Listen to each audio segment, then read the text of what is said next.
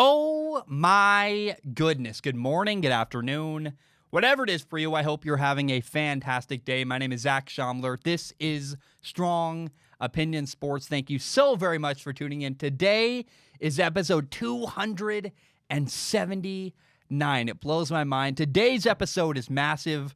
I got really two very, very awesome guests. Guys I love, Brett Kollmann and then Tom Grassi after him. They challenged my predictions. It was really fun to hear them push back on some of the stuff I've said recently. We talk about all kinds of NFL stuff. First of all, why is Brett Kollmann a Houston Texans fan? He's from L.A., the Southern California. How the heck is he a fan of a team in Houston? How's Von Miller's injury going to impact the Denver Broncos? Can Naheem Hines be the scat back that Phillip Rivers needs with the Indianapolis Colts? What's up with Jordan Love? We talk about Josh Rosen being cut by Miami, then signed by the Buccaneers. And then buried way at the very end of the show, I put it there intentionally. That way, if you want to skip it, you can. I know not everybody's into F1. Not everybody likes I guess part of it, too, is that I have a topic about the Texans and Chiefs NFL opener. In case you're listening to this episode after that game has already happened, hey, at the end of the episode, we talk about what I think is going to happen. You might be too late. That's fine.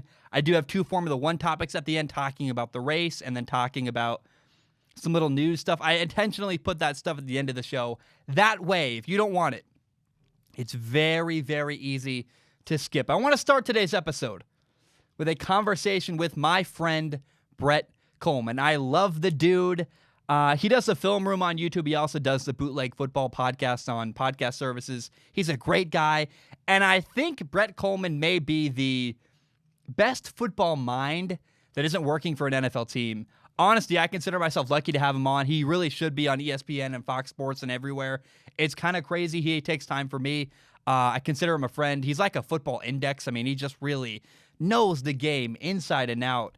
And in my opinion, if you're going to talk about the NFL, then you have somewhat of a duty to make sure you talk to Brett Kollmann because the dude really knows what he's talking about.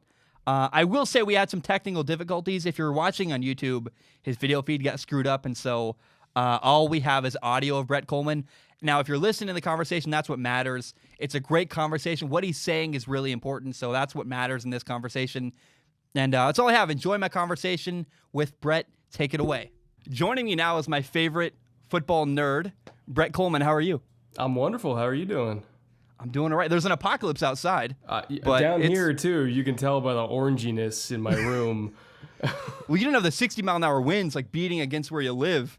And the mic can't hear it, but it's that's weird. It's not. It's very unsettling to have the orange sun and the wind and everything strewn across a yard. It looks like Mad Max or something. You're like, man, I don't like this at all. Let's jump in. I want to start talking. First of all, did you rest? Because I know we're about to hit a crazy. I don't think people realize for us football people, tomorrow, because we're recording on Wednesday, we'll put this out probably Thursday morning, but tomorrow begins this long marathon of football. Did you get any rest before the season started? Yeah, I just took a 5-day trip up to the Central Coast, which if you've ever been to the Central California coast, it's kind of similar to the Oregon coast, just beautiful cliffs and rockiness and every sunrise and sunset is beautiful. There's wineries all over the place. So I kind of unplugged and chilled and kind of had a good 4 or 5 days off. And I'm so glad. Yeah. So glad to hear that. I worry for you because you work. People have no idea how much you. And by the way, if you're watching the camera, he's off to my right. People have no idea how much you do. It's it blows my mind constantly. I'm like, oh wow, I thought I worked hard. I'm like, oh Brett, yeah. Not gonna lie, I kind of want to transition to being more podcast than YouTube because Lord knows you can't do YouTube forever. It's very tough on the body, believe it or not. Well, video is just the hard part. Yes, people have no idea. Editing video is, it's I don't envy 60 you. hours, a week, I would say, for one episode. And the Cardinals one, which you and I have talked a lot, is 150 hours over the course of a month. Yeah. Well, dude, how long did it take you just to edit that scene with the book where it moved over? I shit you not, that was a whole day. How many times were you why not just do it differently? What? How many times were you compelled? Did you get to a point where of no return where you're I gotta just do it? It's the sunk cost fallacy. It's once you spend 6 hours on it, it's well, I might as well spend 12. Yeah. Or else I wasted my day. 100%. I've done that so many times where I'm well, I'm halfway through. I gotta just, at this point. It's like the person who swims across the ocean halfway, and they're like, well, let's turn around because it's too far. Yeah, it's like well, Darrell Bevel finish. running the ball. It's like, well, we've done it 15 times already, and we gained 40 yards. We might as well do it another 15 times, see if it works out. Yeah, you know, I'm from the Northwest, so the Marshawn Lynch thing is gonna never die. I think here, it just always is. I'm sure your other. What's RJ? His name is that the? Oh, EJ, your yeah, podcast my podcast partner. EJ. Yeah. He's a Seattle guy. Is he a guy. Seahawks fan? Seattle guy? He's a Bears fan, but you know, if you live in Seattle, even if you're a fan of another team, you're obligated to love the Seahawks as your second team. Yeah, so he makes sense. He does love his Hawks too. I want to dive in. I want to talk about Derek Carr. The move that really, I'm curious if we'll find out why it happened. The Marcus Mariota move, because that was a 2-year deal, $17.6 million. I'm like, that's a lot for a backup. Something's going on there. And we know that John Gruden, there's kind of a joke on the internet. He struggles with monogamy with quarterbacks. Yeah. He's so like everywhere he's been, he's kind of bounced around. Derek Carr might be his longest tenured quarterback, if I'm not wrong. I might be wrong about that, but it's something close to that at least. Does John Gruden like Derek Carr? I think John Gruden, he always compares every single quarterback he's ever worked with to the one that got away, his first love that he fell madly in love with, and he compares every single quarterback to that guy, and that's Brett Favre. He's just like John Madden. Like, football coaches love Brett Favre because he did stuff that very few people that have ever played the game have been able to do before or since. Patrick Mahomes is probably the closest thing we've seen to Brett Favre since Brett Favre, and that was, a 20-year gap? You know? Well, like, imagine Andy Reid having to try to coach another quarterback after Patrick Mahomes. Nothing would feel the same. Nothing would ever feel again. the same. So I think all these old ball coaches that have been around since the 80s and 90s that either coached Brett Favre or coached against Brett Favre, everybody gets compared to what he was able to do, both good and bad. And like you with these crazy prospects that Gruden, when he was doing the QB camps, like Andrew Luck, he fell madly in love with Andrew Luck. And so I think because he knows greatness when he sees it, he's always comparing. It's hard not to chase more. It's a drug to him. And Derek Carr's fine. But nobody would ever confuse him for Andrew Luck. Nobody would ever confuse him for Brett Favre. So, of course, John's always going to compare him against these guys that he's worked with or known or coached against that he absolutely loved. Like, it's unfair to Derek, but that's just how John operates. Yeah, I look at Derek. I watched this film. I'm like, I see a franchise quarterback. He's got problems. He's learning. And I think as a team, too, the Raiders made a lot of mistakes and like that. Like, you can't have random, like, they had a toss play where they throw a toss to nobody. And you're like, that can't happen in the NFL. No. I'm sorry, but little things like that, just so many mistakes. I think Derek Carr, though, despite little flaws, am I wrong? You said he sounds like a good guy. I think he's a franchise quarterback. Am I wrong on that? I think he's, everybody always talked about the Dalton line of like, where's the minimum that you can get away with having? Like, he's there. And it's not a bad thing. The Dalton line was not a bad thing. It's just he's kind of the bar for what you hope to get, like where you don't feel an immediate need to replace them, but if you found somebody better, you wouldn't hesitate. Alex Smith was there. Obviously, Andy was there when, Cincinnati was in position to get Joe Burrow, where it's like you're not desperate to replace him, but if somebody comes along or you have an opportunity to with somebody who you think is going to be way better, then you will not hesitate to pull the trigger. I would say Joe Flacco was there too. They got Lamar, they realized what they had. They're like, all right, Joe, 4 games and you're out. Well, look at what the Raiders have done with Mike Glennon. They thought maybe he's had something. They're bringing in Mariota. They're always kind of throwing darts at the wall, seeing if they can get a thing better than Derek Carr. Yeah, because if you have a quarterback like Derek Carr, where you're not in trouble if he's starting, but you're always looking to upgrade, you might as well throw some darts at the dartboard and just see what you can get. Because again, Marcus Mariota was a top 2 overall pick. He had talent, not great arm talent, but in terms of mobility and everything like that, he's a good kid. He's coachable. I think he definitely has his flaws in terms of being able to handle pressure. I would say he struggles against coverage rotations. Like, there's stuff that he's not good at, and at this point, I don't know if he'll ever be good at, but you at least can recognize the talent and take a chance on it when your quarterback is an average starter quarterback. So I get why they did it, but at the same time, do I expect Marcus Mariota to beat out Derek Carr ever? Probably not. But, I get why they did it. Yeah. What do you make of the Lynn Bowden trade? That was just bizarre to me. I've never seen a move where you draft a guy in the 3rd round and then trade him almost immediately in training camp. I think they thought he was going to be a running back, which he had not played since high school. And I think they thought that he could immediately come in and be... a lot of people were saying, oh, he's going to be their Alvin Kamara. Like, I didn't think it would be that, but I think that they looked at him as like, okay, he'll be our Chris Thompson. He'll be our James White, where it's like he's a receiving back who can also, if we want to run a draw with him, if we want to, give him 4 or 5 carries, like he can handle it.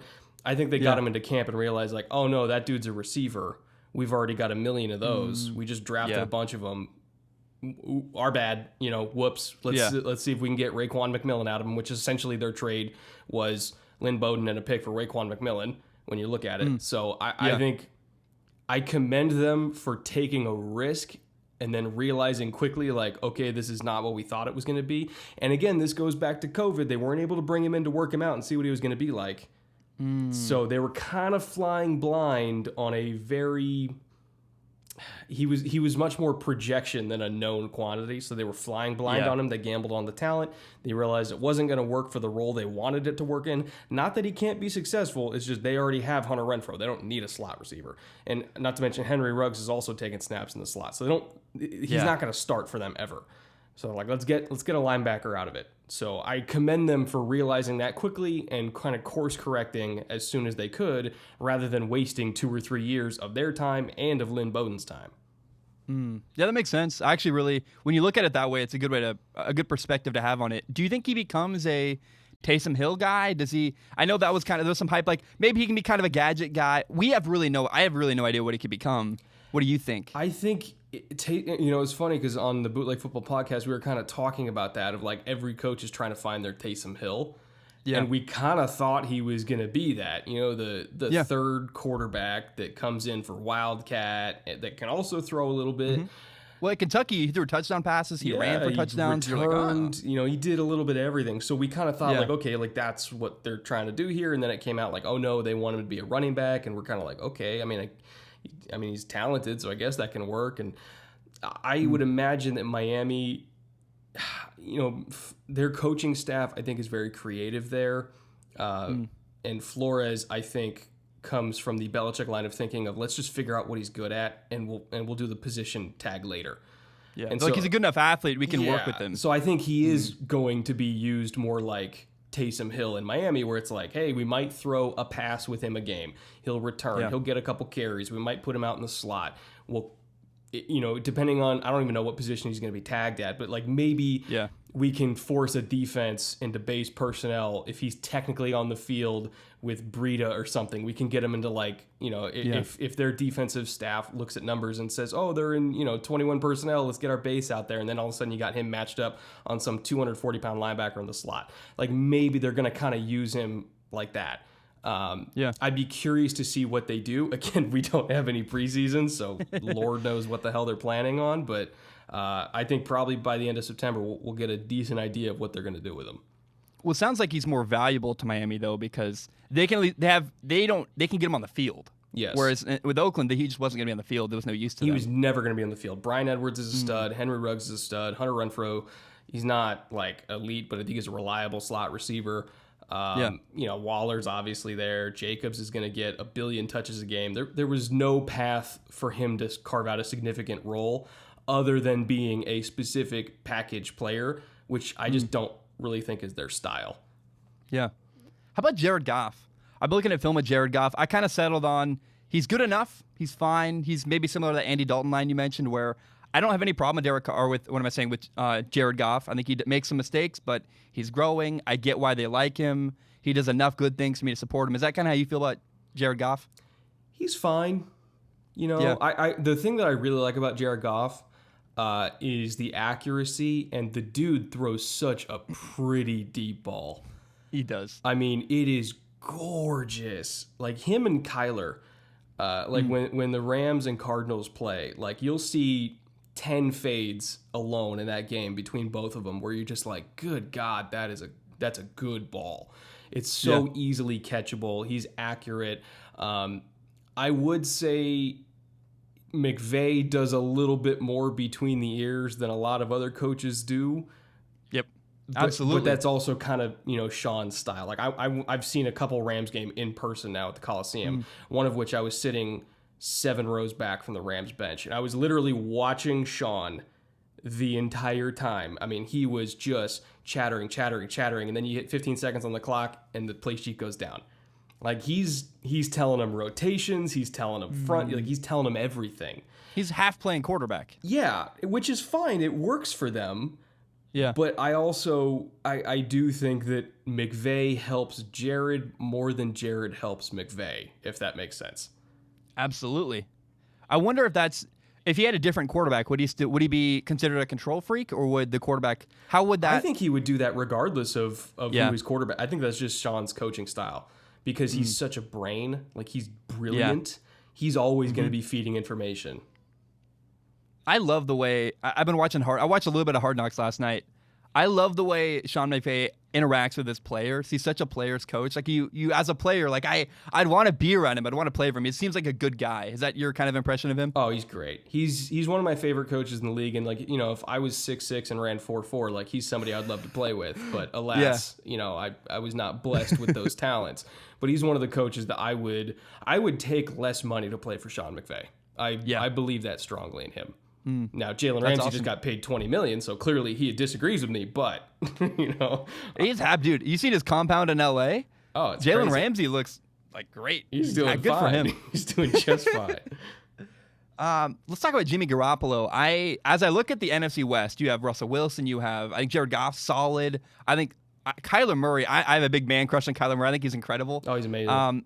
And I look at Jimmy Garoppolo and I go, I think Jimmy G, and this is going to make 49ers fans very, very angry, I think he's the worst quarterback in that division. And that's nothing shameful because it's a good division of quarterbacks. But would you agree with that? Am I crazy there?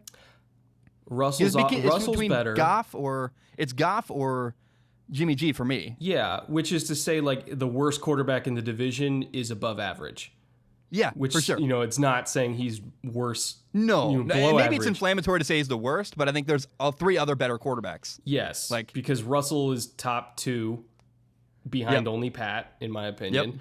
Kyler is already top 10. And then it's kind of a debate, okay, in between 10 and 16, which is just a collection of guys that are all kind of in the same category. It's like, okay, is he closer to the 10 or is he closer to the 16? I would say that he and Goff are better than each other at different things. I think Jimmy's better between the ears. I think when you watch him operate Kyle's offense, which is a little bit more hands-off, even though the systems are similar, they kind of emphasize different things and the coaching styles are different. I think Kyle's a lot more hands-off when his quarterbacks are at the line of scrimmage. Jimmy has more control, or at least he has more freedom. And I would say Jimmy's really, really good between the ears, and he's very good at operating that system. As a thrower, Goff is more talented. So I guess it depends on what you're prioritizing. I would say both quarterbacks are perfect for the coaches that they are under. I love that. This maybe has no meaning and may not matter at all, but I think it's worth saying is that I hear Jared Goff interact with his teammates, and I go, that's kind of weird. He seems like a guy I wouldn't want to hang out with, like not get a beer with. Where Jimmy G, I'm like, this dude, the way he barks, the way he talks, the way he interacts, I think Jimmy G is a guy I'd rather play with. Is that crazy to me? Or crazy to you? Jimmy picked up a lot from Brady in terms of how he leads. In terms of being fiery when he needs to, being personable when he needs to, encouraging and tough when he needs to be. Like he conducts himself weirdly a lot like Tom. Tom, I think as he got older, he was able to kind of pull off that anger fire a little bit more. And exactly. When, he and Edelman would kind of rev each other up and just piss each other off the whole time. But then you watch Tom with Gronk, and it's kind of more lighthearted and everything like that. So Brady was able to kind of switch between these different personalities and give individual guys on his offense exactly the kind of leader that they needed. Jules, you need to yell at Jules because Jules, he needs to be coached hard, and Tom would give that to him. And it motivates him. Whereas Gronk, they were kind of more laid back together. I think Jimmy, you look at him with Kittle, and Kittle's a maniac. And, Jimmy gets super revved up with Kittle, And then you look at them with like Goodwin and they're super chill. They're like, it's a different kind of vibe depending on who he's talking to. And I think he picked that up from Brady, and he's excellent at it. Brady always talks about you have to treat certain guys the way they want to be treated. Like you have to cater your interactions to what they want and their style. Yeah. So, you look at Edelman go up to Brady on the bench and say, "You're old." Like, and that's how they talk to each other. Have you ever seen a Patriots game live? No, I really wanted to go this season until the world ended. You poor dude. I went and watched because I figured it was Brady's last year in New England. And I was like, look, I'm going to scrounge. This is back before I made anything like survivable. I was like, I'm going to scrounge together all my savings and go with my dad to watch the Bengals and Patriots in Cincinnati. And I got to see it. I got to watch them win. I'm not a Patriots fan, but I love Tom Brady. He was my idol as a kid. And watching him on the sideline, interacting, playing catch, yelling at Jules, like it was so much fun to get to see that before I died. Like I got to see Tom Brady play live. It was so awesome. I was going to go to the Tampa and Vegas game in prime time this year.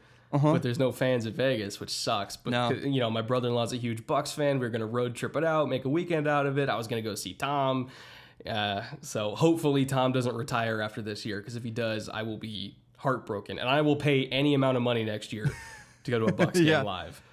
Yeah. Are there fans in any stadiums? I think like Green Bay has a couple. Miami got 13,000, but I talked to my buddy who works for the team. I think it's like only season ticket holders. Yeah. And I think if you're going to go and you're not a season ticket holder, you have to get it aftermarket, and the prices are probably pretty crazy. As I would think. Yeah. It's a good way to make a buck, I guess. Yeah. But. Let's talk about Melvin Ingram. I was watching Hard Knocks, and what stood out to me was the way he did like a hold in, where he decided he wanted a new contract. He's negotiating, but he didn't risk his body. He didn't practice like running around live, but he was there, engaged, coaching up guys, high-fiving people. I've never seen that. Have you ever seen that before? Did you like what you saw from Melvin Ingram, his holdout? It's an interesting way to basically, it's almost like a shot across the bow. And DeAndre Hopkins did a similar thing a few years ago where he did a one-day holdout. And it was a shot across the bow. It's like, look, I'm going to show up and be there for my team, but I'm not going to show up to the first day because I want to let you know I'm pissed and I want money. And the team, he talked to the team. This was the Texans at the time. Yeah. And he said, I'm coming back, but like I can make that one-day holdout a month if I really need to, if you don't give me. And this was, I think, when he was negotiating his first big extension. Yeah. And then they got it done. He got, he was the highest paid receiver. And so I think Ingram's kind of handling it a similar way, where it's like, I'm giving you the courtesy of still being in this building, but I can leave anytime I want to. And so I think it's a soft holdout, which is more of a warning shot than some other like actual holdouts like we saw with Le'Veon Bell, where it stretches into the year. So it's an interesting way. I am curious to see if he does get the money he wants. Does it work? Because it may not put pressure on the team. They're like, well, you're still here. Like, I don't know. I'd be very curious to see. And I think it depends on if he gets paid or not. Like if he doesn't get paid, then obviously agents are going to tell their clients like, don't go. Yeah. Maybe he just didn't want to get fined. I don't know. But. Yeah. I love Tyrod Taylor. I know this wasn't in our plan to talk about, but I love is maybe a strong word there, but I think he's underrated. I mean, he took the Bills to the playoffs. He's better than people realize. And I think he's the right guy. He better, in my opinion, start, if not all year, the majority of the year for LA, until maybe it gets to a point where they're not in the playoffs and like, well, we got to see what we have with Justin Herbert. I get if that happens, but I like him. Am I crazy with that? Do you like him as well? I like him more than Justin Herbert. I was talking to my girlfriend about Justin Herbert this morning. She goes, tell me about Justin Herbert. I was like, look, I don't like Justin Herbert. And I know if Brett Kollmann isn't big on Justin Herbert, I'm not crazy either. Because I live in Oregon. Like I get hate all the time in the supermarket from people that are like, you're the guy that hates Justin Herbert. I'm like, dude, how is this following me to Winco Foods? Like, really? Like, dang it, man. That happens all the time. Tyrod is better than Justin. Do you like, I like him. I think he's okay. I think he works hard. He's a good leader for that locker room. Do you think he's the guy for 13 games? They will, and that's the thing, is he's not good enough to keep his job. Yeah. Because there's always going to be the allure of the unknown. Yeah. Even if I think the unknown is worse, Tyrod is not good enough to keep that pressure off of him for them to not eventually turn there. Because at the same time, this team has to sell tickets. Well, not this year, but eventually they have to sell Well, that's what tickets. I said. Maybe they go, well, no one's in the stands anyway. Let's try to compete. But they does also that even have help to them? generate excitement for the season and everything like that. Like I don't think Taylor starts the whole year. Yeah. I don't know when their bye week is. I would imagine if Week it's like, 7. It's week 7. Oh, that's perfect. Yeah. In terms of like, I have them benching Tyrod going to, and then I think they're going to lose a bunch after that and just be a mess. But whatever. Like if they start anything less than 500, Taylor's getting benched and they're going to Herbert over the bye week. If it's like a 2-4, he's benched. If they go 3-3, maybe Taylor can hold him off. But let me look at their opening schedule. And make sure I'm right about the bye week, because I know that somebody plays them going into the bye week. Maybe it's the Bengals. Somebody plays them after their bye week. Maybe their bye week's later. So they start with the Bengals week 1, which theoretically. Who do they play week 8? Let's see. Wait, what? Bengals, and then it's the Chiefs, Panthers, better team, and then the Bucks, and then the Saints and the Jets. So they're 3-3 at best if they can beat Burrow, if they can beat the Panthers, which I would say is like a 50-50. Yeah, and the I think Jets they they Burrow can probably too. beat. So like we're I talking. think they're 3-3. You think they lose to Burrow? They have Chris Harris Jr. They have 2 good defensive ends. They have good receivers. I saw they have better a lot receivers of first-round than corners get toasted by Joe Burrow. And it's in Cincinnati. And it's in Cincinnati. That's true. So the travel, I think, is, it's a real factor. But either way, their best case scenario is 3-3. Yeah. If they, let's say, because Greg Williams' defenses can be overwhelming for even veteran quarterbacks at times.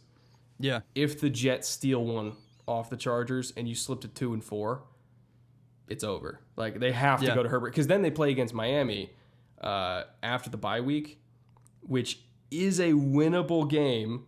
I think Miami's better than people think. But then you get the Herbert versus Tua, theoretically Herbert versus Tua, which is like, a big thing. It'd like be fun. From a branding perspective. I'm not saying it's good from a football perspective. From a branding perspective, Miami is probably his first start. Yeah, that makes sense. It's unfortunate. I think they're gonna blow their load a little too early, and it's gonna really hurt their development of their quarterback, and I think hurt their season. And I don't think they care about their season. Taken Isaiah Simmons and then got Jalen Hurts in the second round. They would be fine if they did that. Yeah, they would be totally fine. But no, gotta take the kid with the big arm. He does throw a beautiful ball, but so does Derek Carr. So does a lot of people. It's like, well, when it hits the target, 1 out of every 5 times. Well, when he's not throwing his receivers into a safety and getting leveled. Dude, yeah. Poor receiver. How did no one at Oregon seem to hate him? It's weird how they all love him, support him. I'm like, he's getting you killed. There was some passes where guys would get up and go say, what the hell, Justin? Trying to get me concussed over here. Oh my God. Hey, Von Miller. Can we talk about Von Miller? Oh God, that's rough. I don't know that it's as bad as... So it's an emotional loss, for sure. They lose a leader. It feels like a gut punch because he's been there so long. They love him. I don't know. I mean, let's talk about just strictly Denver and Kansas City, because I think that's what... If they're going to win their division or do well, they got to beat Kansas City. I don't know if they can, but in that matchup especially, their offense is their defense. I mean, does Von Miller lose them another game? I don't know. I don't know that they do necessarily lose a lot more because of losing Von Miller. I like him. He's great. But they need to score a lot of points to win anyway, right? Am I crazy on that? They need him for games like this one against Tennessee is what they need him. Because Von Miller historically has been awful against Mitchell Schwartz anyway. Like, Mitchell Schwartz is his kryptonite. So it's not like he was going to be that big of a factor against the Chiefs no matter what. Like, that was always going to be Drew Lock's game to win, not Von Miller's. Yeah. Because for the last, 5 years, that's not been Von Miller's game to win. He very rarely does well against the Chiefs because of Mitchell Schwartz.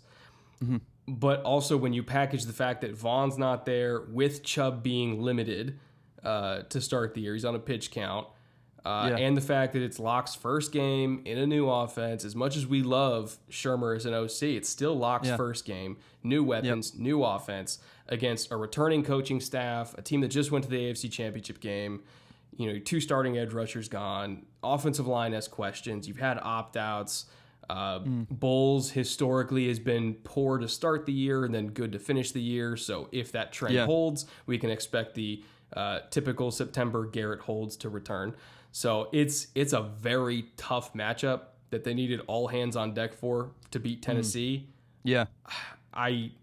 If I was going to just do a straight up pick 'em, I would pick the Titans. I think it'll be close because, of that kind of Denver magic that they always have.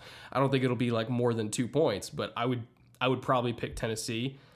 But as it relates to beating the Chiefs, like that was always going to be you got to score 35 to win type Was thing. Drew Lock. I mean, is it weird? How valuable is a defensive end? Because I saw Khalil Mack go to the Bears and, defensive ends are going to have a huge impact. Didn't he make the playoffs? And I don't mean to hate on defensive ends. I don't mean to hate on Khalil Mack. Khalil Mack's awesome. But is a defensive end really worth 5 games? Like, how valuable is a defensive end in the scheme of things in terms of football? Is quarterback way more valuable? A defensive end that is paired with a great interior rusher is a much greater force multiplier than just a defensive end by themselves. When Khalil Mack was paired with Hicks, then you're getting full value out of Mack because you got to slide to Hicks. Not to mention Hicks is so disruptive on the inside. He's flushing people into Mack. And when it's not just the Khalil Mack show, you give him more one-on-ones. And not to mention Hicks is such a monster against the run that you give him more third and longs to work with. It's a much different scenario. So if you're going to pay big money for a defensive end, talking to you, Dallas, with DeMarcus Lawrence, you better have a dominant interior player with him or else you're never going to get full value. Like, we love edge rushers. They're a very important position. But in terms of spending big money on a position, and this is something I firmly believe, and as more and more analytics have come out over the last 5 years, it's only kind of expanded this mindset across the analytics community.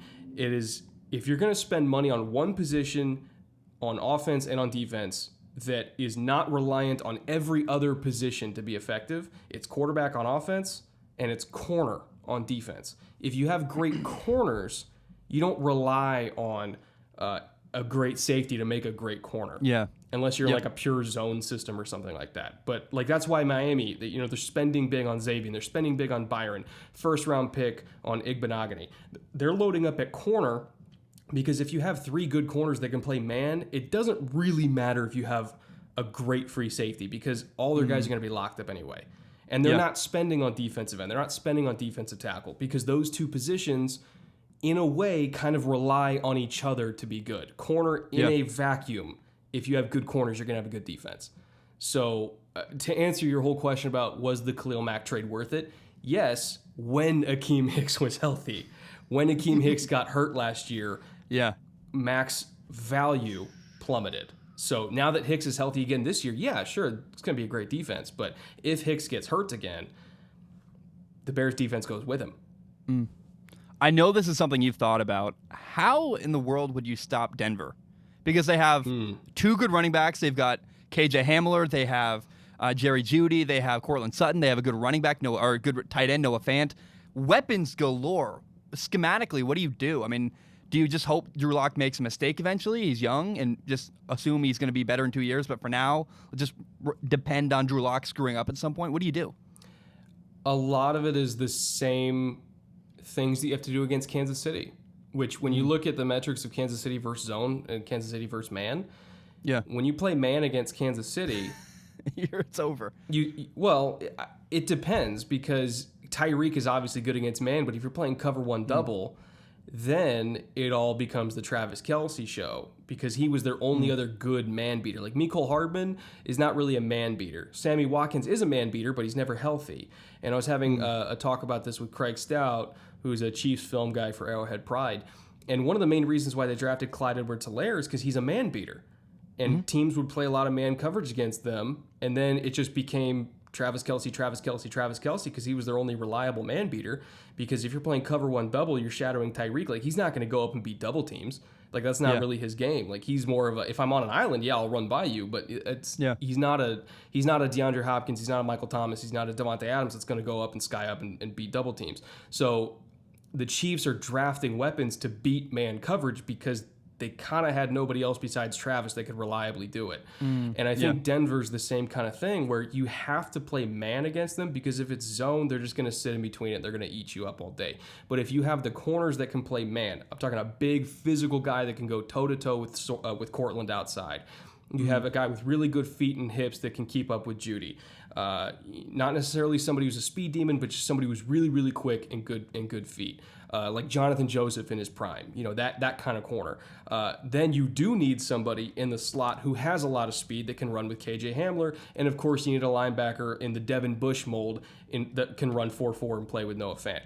If you play zone, it doesn't really matter because, again, in that Shermer system, they're just going to settle routes and eat you up. But if you have the guys that can play man, and then all of a sudden, when Locke has to scan from read to read to read, and he's seeing all these guys locked up hip to hip, he's not quite at a place in his development where he can look at these covered receivers and then throw them open anyway.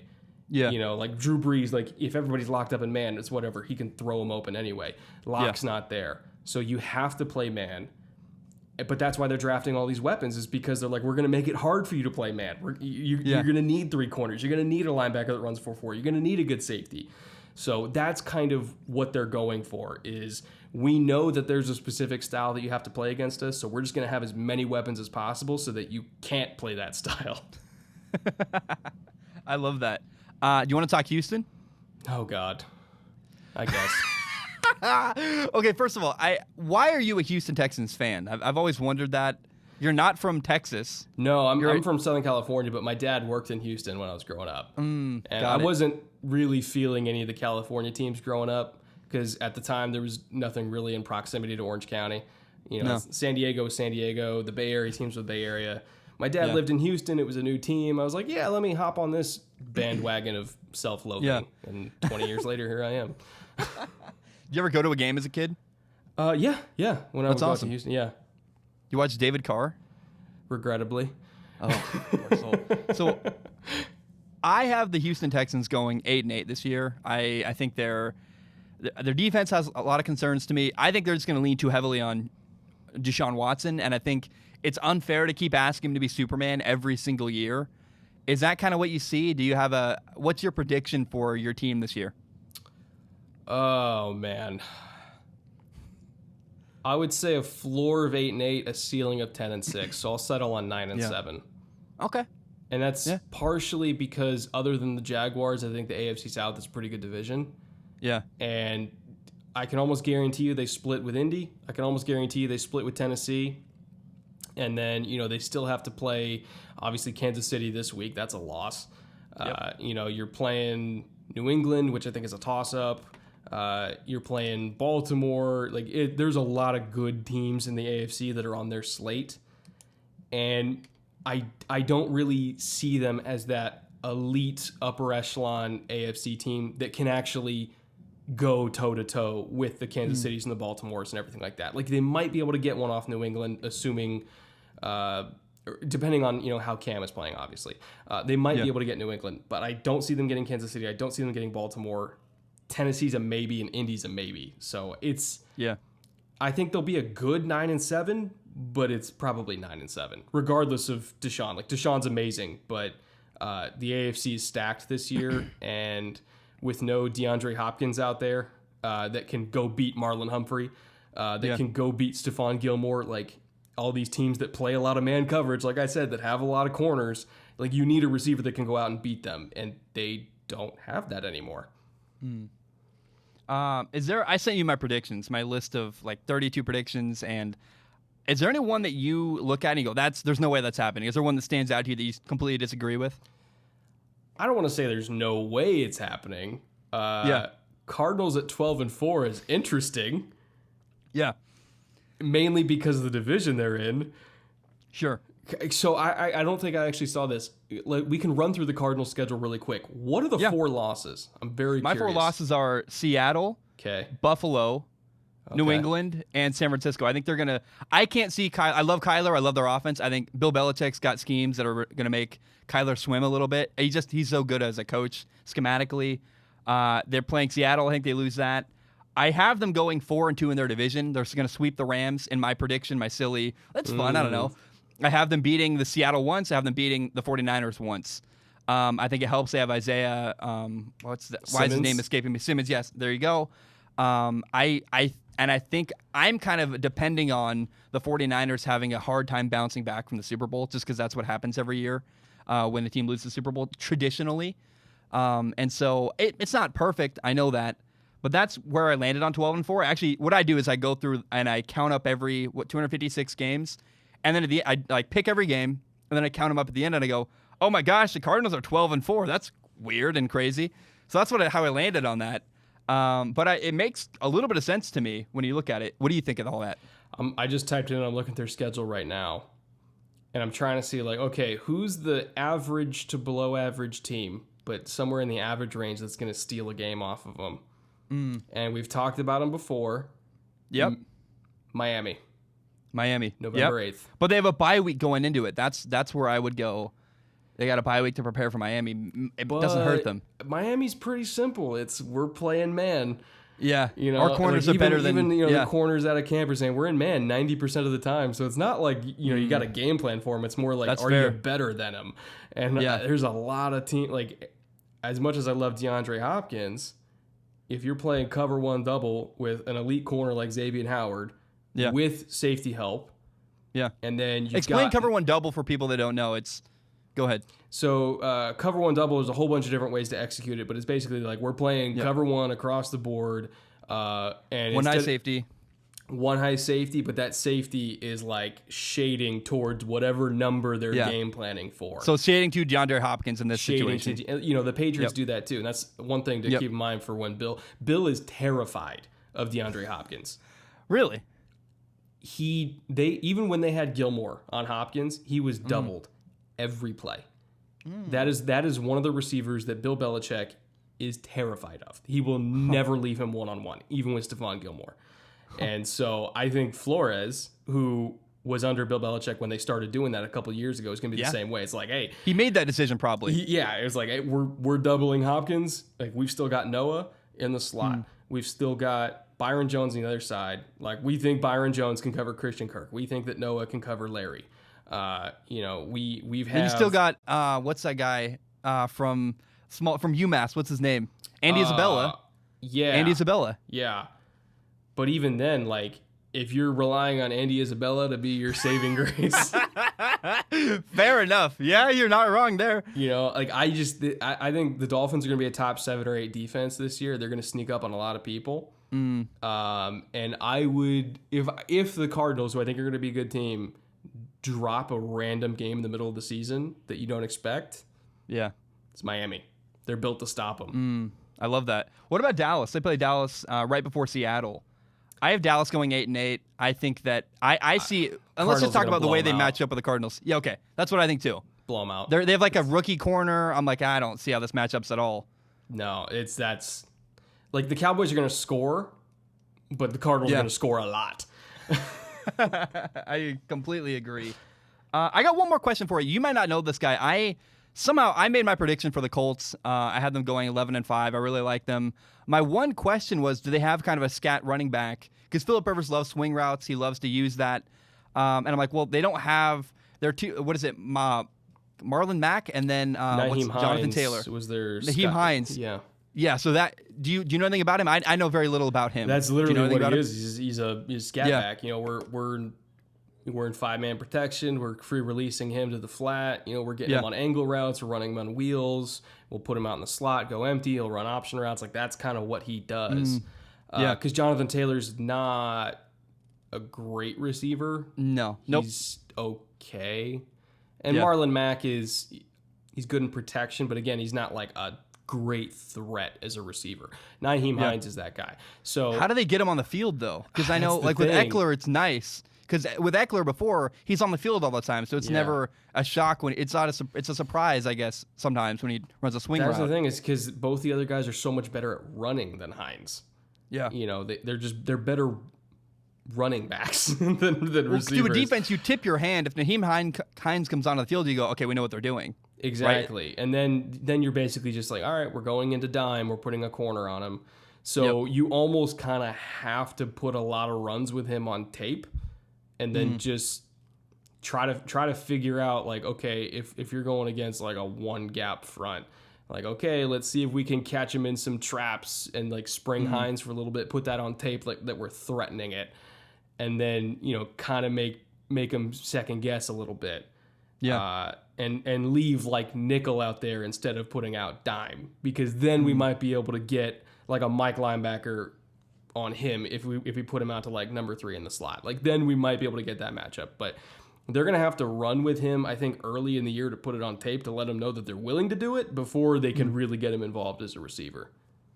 We're having an incredible matchup week 2. We have the Vikings and the Colts. It's going to be so much fun. And I was watching the Vikings. I think it was Vikings Raiders. They had this blitz, and I'm like, I don't know. There's literally Mike Zimmer's such a genius. I'm like, there's literally no way to beat this blitz. I was like, oh my god. Like Mike Zimmer sometimes pulls out stuff, and you're like, I as a quarterback, I don't know what I would do here. It's just over. Do you think that matchup's really fun? The Colts and the Vikings. I think it's interesting because I think we're gonna see Phillip Rivers, who's one of the more seasoned minds in the NFL, going up against Mike Zimmer, one of the more seasoned DCs in the NFL. But more specifically, it's going to be Phillip Rivers versus Eric Kendricks, which I think is a phenomenal battle at the line of scrimmage because Eric Kendricks is brilliant.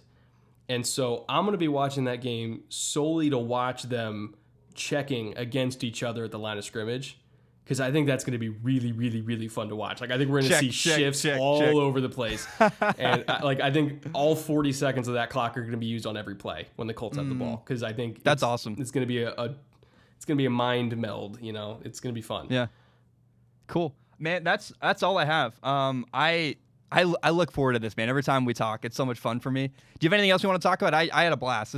You give me so much time, and it's so much fun for me. Just everybody stay safe, especially if you're on the West Coast right now. If you have large animals and you're looking for a place to put them, there's resources online, specifically on Twitter. There are that's especially up by you. Everybody has livestock, large animals, and stuff like that. I would say look on Twitter, and like I've been putting out resources and stuff because I have friends over in Yucaipa. They're a couple miles away from the fires, and that's horse country and everything like that. So I try to put out information on where to take livestock and animals and everything like that, because that's the hardest part for people leaving. So if you have any resources available and you live in the area, please let people in your community know, and just stay safe. We still got probably another month to go in fire season, so we're not out of it yet, but stay safe. Cool. Brett, thank you so much. I look forward to talking next time. It'll be a really, really fun treat. Absolutely. See you next week. Let's now shift to my conversation with Tom Grassi. He runs the Packcast, a Packers podcast. He's literally one of my favorite football people on the planet, a good friend of mine. I've been to his house in New York, all the way from the West Coast where I live. Blood, sweat, tears. We've been through a lot together. I've got his back. I know he's got mine. He's a great dude. Take a listen. It was a really fun conversation, and enjoy that now. Joining me now is Tom. You don't have to be a Packers fan, but it sure does help Grossi. Tom, I'm not a Packers fan, but I love you and your content. Thank you so much for joining me. Absolutely, buddy. It's always a pleasure to team up with the one and only Zach Schomler. And if people don't know, today's been a heck of a day, as I try to not say the actual word there. Been a crazy day with technology. I had Brett Kollmann's cat eat through his webcam. I had my screen recording fail trying to do another way to get Brett Kollmann. We had your audio and everything going crazy. It's been a journey to do this, but I'm glad you're here. How's life, man? How was I wanted to ask you about Ryan Grant. I know you did episode 1 with Ryan Grant yesterday. How'd that go? It was good. I have to say, when that opportunity presented itself, I was like kind of weary. I'm like, it's another thing to add to the list, and that's nothing against Ryan. And it was funny because like when we actually got on the phone and started talking to one another, he's just like, man, like I'm busy as hell. Like I have like an hour every Tuesday. And I was like, I have an hour every Tuesday. And he's like, yeah. I'm like, yes. So it worked out great. And honestly, like what is actually on film and like what is actually shown, we usually talk for like 45 minutes before, just like shooting the crap. Like there's nothing scripted. It's just like, hey, here's some like random topics, but then we talk about random stuff. And then we're like talking 20 minutes after the cameras are done. So yeah, no, he's just a super cool, down to earth guy. And it's awesome to be able to kind of like talk to him and pick his brain about like everything that he's gone through. Cause he played under Favre and Rodgers. So like he kind of like got the best of both worlds, so it's really cool. And I think it also adds, just like another layer of like validity, kind of just like, what I'm trying to do. That's awesome, man. Yeah, I know for me, I'm due Now, on Wednesdays throughout this year, every Wednesday I'm going to do a thing called Football Friends, where I have you on, I have Brett Kollmann on, and for me, it's just I get to talk to my friends about football, which is like, I don't know about you, for me, it's the best thing in the world. I love that, and I love hearing about it. Just talking to people who actually kind of understand what I do, because, you talk to a random person on the street, and they're mad at you about some take. Like, I go to Winco Foods, and there are Oregon Duck fans that hate me occasionally, and they're like, you said this about Justin Herbert. I'm like, dude, I'm just at the grocery store. Like, please leave me alone, And here it's like I'm in a safe place with people that know a little bit more about football. It's so fun for me. It's true. This is definitely a safe space, 100%. I want to ask you something. I cannot believe I've never asked you this before. Like, I've been to your house. We talked for like 4 hours on a podcast. You're from New York, and I've never asked you, how are you a Packers fan? Like, how does someone from northern, I guess not upstate New York, how does someone from New York become a Packer fan? Yeah, it's all because of my dad. So because Papa Grossi's a diehard Cowboys fan. So yeah, he tried to raise me like that. And parenting 101, if you really, really push it, your kids are probably not going to respond well to it. So when I was in 5th grade, I went into school and heard the Packers beat the Cowboys. And so I went home and told my dad, that's my team. And then I just rooted for them for the past 20 something years. So that was so it's your giant rebellion. 100%. That was it. It wasn't hey Tom, or hey Dad, I'm gonna go do drugs. No, it's nah, I'm gonna root for the Packers. Literally it was that random of because that was the year they went to the Super Bowl and lost against Elway. That's when they played the Cowboys. And so I was just getting into football. I didn't really know a whole lot about it, but I saw the Super Bowl and them lose. I don't even think I stayed up for the entire thing. I think I stayed up for a little bit and then I fell asleep because I was young. And then, I saw them lose. I was like, oh, that stinks. And then I just followed them literally for, so that'd be 23 years. That's awesome. It's wild how I love asking people that question. How did you become a fan of your favorite team? Because it's so interesting. Everyone has some random weird story. Like Brett Kollmann is a Texans fan. He grew up in Southern California, but his dad lived in Houston for work sometimes. He would visit his dad and go to Houston Texans games. And that's how it's we all have this weird story from our childhood. I don't have a favorite team, but everyone I talk to has some story that got them where they're at. It's just fun for me. I love that stuff. Yeah, no, 100%. And because that's usually one of the first questions I ask people, whenever they come on the show of how did you become a fan of so-and-so? Usually if it's the Vikings, the Bears, or Lions, they went through some trauma, just really bad upbringing, just terrible parents. And that makes sense, that you could just connect the dots. You barely even have to ask them. But yeah, no, it's fascinating. A grandfather, or it's become tradition that gets passed down to the family and stuff. Yeah, it's so much fun. My favorite thing about the NFC North is the weird trash talk, because it's Midwest trash talk. So it's not like I was on a plane from Cincinnati to Minneapolis and then Minneapolis to Portland. So I was in the Midwest just briefly around people from that area. And in the Minneapolis airport, you see people that are like, oh, you're a stupid Packer fan? And they say some really cheesy dad joke. It's not me. New York is mean. They hate each other. But the Midwest is oh, he must have had bad grades in 8th grade. He's a Vikings fan. Okay. Yeah, that's the thing. I feel it gets more creative, right? So they'll just be get yourself, a Vikings fan, they'll never get a ring. They'll never want to commit, that kind of cheesy stuff. And then you go to New York or whatever, and they're eat crap and die. That's their insult. And there's no creativity in just F you. That's not creative at all. No, honestly, yeah, New York needs to step up. But you know what? New York is not known for that. New York is for hey, we're just going to tell you that we want you to fall down a flight of stairs. And that's it. That's what it's going to be. Tom, what is your prediction for the Green Bay Packers this year? What do you expect from your team in 2020? I expect a better team to actually be on the field than they were last year, but with a worse record. I think last year, 13-3, LaFleur's first season, still falling back on a lot of McCarthy-esque of the playbook, right? Because they only had an off season to really implement it, and for him to take control of his team. I think that coming into year 2, where the defense was great last year in some area, obviously not the run defense, but the defense definitely improved. The Smith brothers changed, our pass rush. They were amazing. And then you have a guy like Rashawn Gary, who Packers fans called a bust all throughout last year because he barely played, even though we just drafted him. I think that he is going to destroy this year because he's going to be given a lot more opportunities, and the thing is he's versatile, so you can move him around the field. Yeah.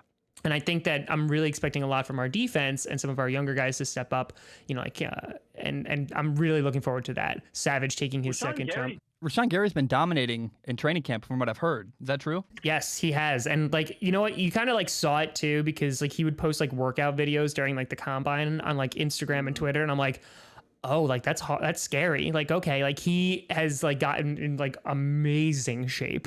And I'm like, oh, he's going to hurt somebody. So yeah, I'm really looking forward to the defense. And I think with, Rodgers, it would have been nice to get another weapon.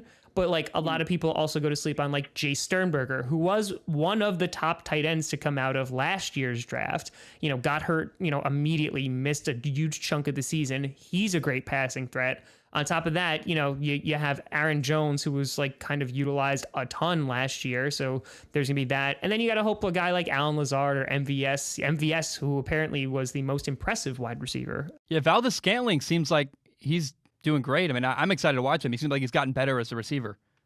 Yeah.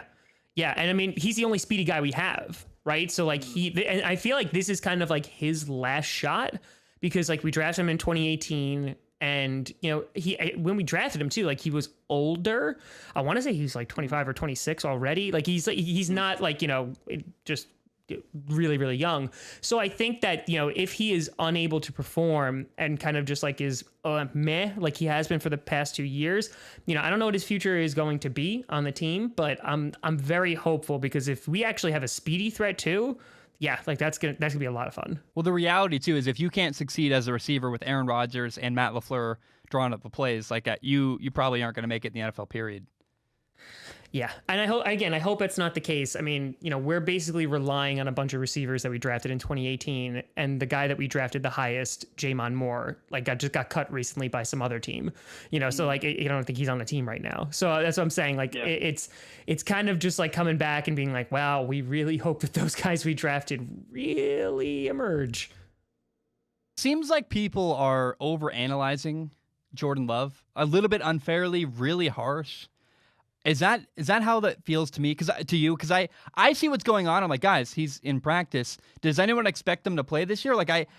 If anyone thinks Jordan Love, they're like, Jordan Love is not ready. I'm like, yeah, of course he's not ready. He wasn't drafted to play week 1. What are you talking about? So tell me about Jordan Love. What's going on? Yeah, with Jordan Love, anybody, and I mean anybody, any fan that looks at that and goes, wow, how is he not good? Should I be really you don't know what you're talking about, and I mean that that's the nicest thing I can say, because if you go back and look at Aaron Rodgers, the first 2 years, the guy sucked. He was awful in the NFL. He was bad in the preseason. He was bad in any kind of little scrimmages that he got in camp. He was god awful. He was bad. He looks nothing like he is now, and all this, I think it's the fans that are still very, very bitter and upset that we drafted Jordan Love in the first place. And now they're just oh, look, this is a self-fulfilling prophecy. This is me being correct. Look at the terrible throw that he made into the net, or he missed the net throwing it in practice. It's practice. He hasn't played a single preseason game. He hasn't played in any real games. And you took an entire offseason program in which the majority of it was online and condensed it into 3 weeks. It's been the hardest offseason ever for a rookie quarterback too. That's no one's talking about that. Yeah. And I think if you expected Jordan Love to come out of the gate swinging, that is not why the Packers drafted him. Right? He is not Joe Burrow. He's not starting day one. He's not expected to start day one. He's not expected to start in the next 2 years. So I truly don't understand, but we also live in an age where it's instant gratification of no, I need to be proven right or wrong right now. And I feel that's what they're pointing at Jordan Love for. I was talking to Brett Kollmann earlier today. Brett Kollmann of the Film Room. I assume you know who he is. He does great stuff. We were talking about, first of all, he's not at all high on Justin Herbert, and he's really furious that the Chargers took him 6 overall. And he said at the time of the draft, I would way rather have Jordan Love. And he said this after the draft. He said, I'd rather take Jordan Love at 6 overall than Justin Herbert. And no one's talking about Justin Herbert isn't ready. It's weird how we pick the Packers. It's people are picking on Jordan Love. no one's criticizing and breaking down every single tiny mistake that Justin Herbert's making over in LA. It's a weird double standard, and it's just like, you guys just don't like him. Just admit that. Yeah, I feel like it's that. And like, I will say though, like Green Bay, I actually made this point on Twitter like last week. Like you look at like how much crap Aaron Rodgers gets and the Packers as an organization gets for only getting him one ring. And then you look at a team like the Saints, right? Who have had Drew Brees. They have the same amount of rings as Aaron Rodgers, right? And like nobody says a word about that of like, we're wasting Brees' potential. And I think Brees is a phenomenal quarterback. And I think, it's just that double standard that it's like, okay, so we're going to point at Rodgers and say, look at all that wasted opportunity, but we're not going to take a look and apply that same exact standard over in New Orleans. And so I think it's attempting to make narratives out of nothing. Like, listen, I would love to have won or gone to more than one Super Bowl. We still have the chance to do that. But I think like everybody's already writing, as soon as Jordan Love was drafted, everybody started writing, where is Aaron Rodgers going to get traded to? And, like that's like 2 years down the road at the minimum. Yeah. Yeah, for sure. I sent you my list of predictions I made in the NFL season. Was there anyone that stood out to you? They're like, I don't know about that, Zach. That's kind of weird. I totally disagree. Yes, 100,000,000%. Ooh, which one? Which one or which ones? All right, there's two. Like every of the other ones, I was like, okay, I can see this happening. Okay. Two that really stood out to me. One was Dallas at 8-8. Maybe I have just been around my father too much, or like I got near like an open paint can and the room wasn't properly ventilated. But like I feel like if the Cowboys go 8-8 this year, even if they win the division, if they go 8-8 this year with McCarthy, who's a QB coach, right, with Dak Prescott, who I don't think is like amazing, but like he puts up good numbers and he protects the football. Zeke, this is still the great line. You have CeeDee Lamb already joining Gallup and Amari Cooper. The defense has gotten better. They got Everson Griffin. I think that team should be a double-digit win team. That was one of... Well, let's start there. Let's talk about them first before we get into the next one. I can defend that, by the way, if I may. So I have the Cowboys going 8-8. I have them winning their division because the Eagles are injured. I don't expect much from Washington. The Giants are building. I have them going 8-8. The Cowboys 8-8, winning their division. My big problem is, and there's a couple of problems around their roster. I love their receiving core. There's good stuff going on, but when it comes down to it, do I trust Dak Prescott in a big game against a good team? And the answer is no. Look at historically, he struggles. He doesn't do well against really good winning teams. I think last year, like the record was, they were great against bad teams and bad against good teams, and that happens every year. And I'm excited to watch the Cardinals-Cowboys. I think it's week 6, and my prediction is the Cardinals are going to wipe the floor with Dallas. It's going to be ugly. I mean, because they have so many better weapons. The Cowboys have like a rookie corner. What's Trayvon Diggs, I believe is his name, from Alabama. Yes, dude, they're in trouble. And I think 8-8 winning their division is great. I think that's good for them. They'll make the playoffs. But my problem is I don't believe in Dak Prescott down the stretch in a big game against a good team when he's got to put up 40 points to beat whatever team. I don't think his offensive skills can do that. See, because like I feel like,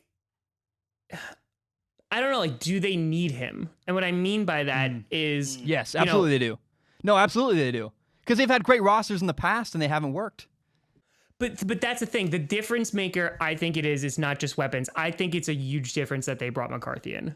Because I think, with Garrett there, it's funny because like if you look at Jason Garrett and you look at Mike McCarthy, obviously like there's some significant differences, but I'd say a big similarity is that they both overstayed their welcome, right? McCarthy kind of in Green Bay, kind of just like it got flat. It did. That was the simplest thing. And then with Garrett, people were done with that years ago, but he just stayed too long, what have you. I think him coming in as a QB coach, I think that he is going to bring a ton over to the Cowboys. And I think if Dak does not succeed, because again, you and I both know stats don't mean diddly squat. Like they could be taken out of context, but like the Cowboys put up, like their offense was disgusting last year stat wise, but you're 100% correct. When they actually needed to win, they didn't really get it done, especially against good teams. I think that a guy like McCarthy, if you're saying like that there's been this consistency of having talent all of these years, what's changed. I mean, I think this is a great experiment to see like how much a coach could have an impact. I know it's year one, but like how much of a coach can have an impact on an already talented football team. I think he pushes them over the edge. Well, look what Sean McVay did for the Rams, right? Immediately they were great with Jared Goff. I think what's going to happen, unfortunately, in Dallas, and there was a video that, who put this out? There's a Graham Bensinger is a great interviewer, put out a video about how it was Dak Prescott talking about his brother's suicide. And my heart just aches for Dak Prescott. My brother committed suicide as well. It's terrible and it's awful. And I can love the player Dak Prescott. I love him as a human, as a person, and I root for him. I want him to succeed. But I think, unfortunately, and I hate to follow this, a sad story about his brother and follow it up with this unfortunate news, but I think what's going to happen in Dallas is that Mike McCarthy is going to realize, hey, we need a different, better quarterback. I think Dak is good enough, but I don't think he's the guy. Well, maybe I'm wrong, and if I'm wrong, I'll own it. It's fun. We'll have a great time with it. But I think as the weeks go on, we'll go, yeah, I don't think Dak is the long-term answer in Dallas if they want to beat a team like the 49ers, like Green Bay, like the Cardinals this year, like Kansas City. Like, do you think Dak Prescott's going to go into Kansas City and beat the Chiefs? I don't have any confidence he can. And that's the problem, right? Is they don't have a guy that can make a big moment or make plays in big moments at the end of a game against a team like Kansas City. Well, it's interesting because you look at how Dak's offseason went, and I'm curious to see if like you're on to something with, they didn't give him a long-term deal, right? Yep. They continued with just like the franchise tag. They're giving him, it's an audition, Tom. They're auditioning him. Hey, is this the guy we want long-term? We'll find out. Yeah. Are you my guy? Because you have a brand new head coach coming in. You don't want to commit immediately to, oh crap, we're stuck with this guy for 4 years, with all this money on the books, because they could walk away from Dak Prescott next year, theoretically, right? They could just be like, okay, we're done. Yeah, it's gonna. What if they bring in Gardner Minshew? I mean, I just want Gardner to be happy. That's all I want. And I want him to be on a team that actually appreciates him and is looking to win games. So totally agree. Yep. Yeah, wherever he goes, and if he's happy, I'm happy. Like, I love his mindset too of like, I think you were talking about this, of the whole like Jaguars tanking kind of thing. And I love his responses to that of just, he's like, as long as like I'm there, like we're not going to be doing that. Like, that's a leader. Like, that's a guy that you want. And I'm rooting so hard for Gardner Minshew and his fashion to just do amazing things. But like, I am on the train of, they're not going to be a good team, and if they have the opportunity, they will absolutely draft Trevor Lawrence and throw Minshew to the curb. And that's the Jaguars. What's the other team you just strongly disagreed with me on? See, it's not that I strongly disagree, but like looking at it, it's the Cardinals. And here's why. The Cardinals, I'm like really high on the Cardinals. I love that offense. I'm in love with it. Their offensive line improved, right? I know everyone craps on them, but like their offensive line definitely improved last year. I wouldn't say they're amazing, but they improved. Kyler Murray, incredible last year. I think is going to be even better this year.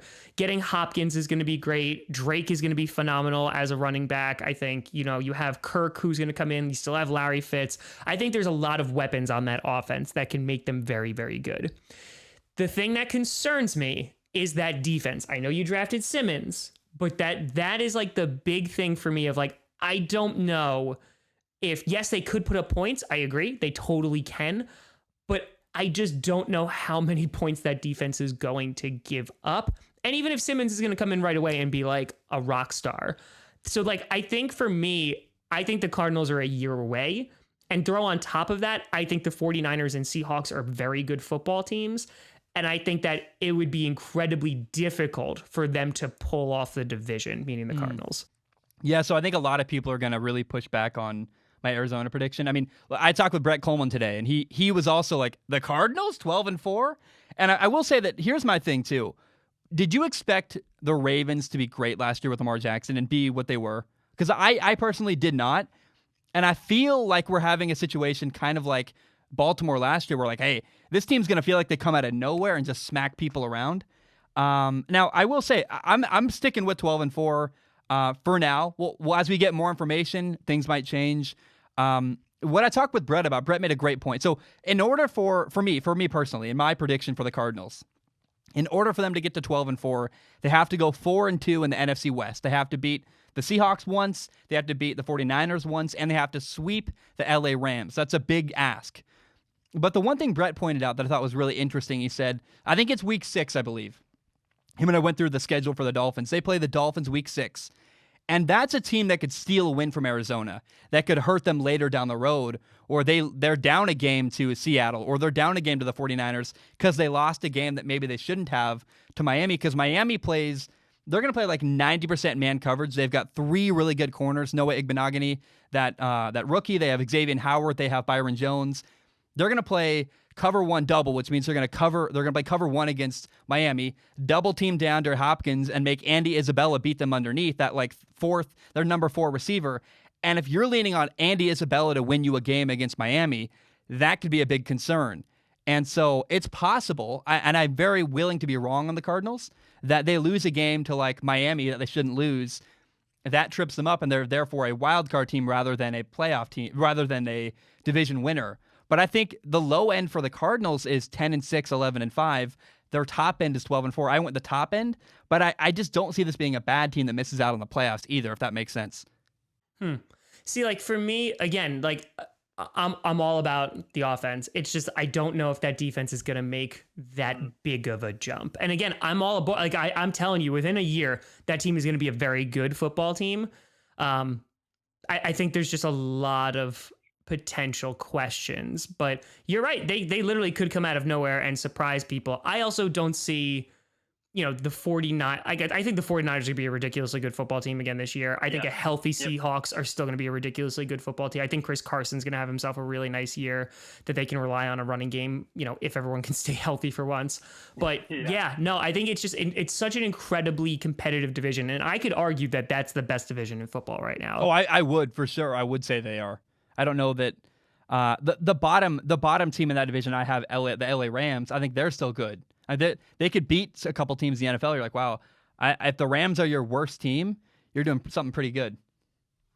Yeah, no, that division in itself is going to be absolutely fascinating this year, just to take a look at. And again, I think the Cardinals can definitely sneak into a team like a wild card spot, especially now if there's 7 spots. That would not surprise me in any way, shape, or form. I just don't know if they take that huge jump this year. I want to ask you a question. This is not on our plan, but what do you see in the NFC North? When I look at, I love Green Bay. I think they're great. I think right behind them is Minnesota. Then I think there's a big gap between Minnesota and Detroit and Chicago. Not necessarily talent-wise, but I think in wins at the end of the year, we'll look back and go, oh, wow, there's Minnesota and Green Bay, then Chicago, then Detroit. Is that kind of how you see that going? And if I may real quick, the Bears named Trubisky their starter, and I went, what in the world? Why? What's going on? And maybe Trubisky surprises the world and is great, but I don't see that happening. What do you think of all that?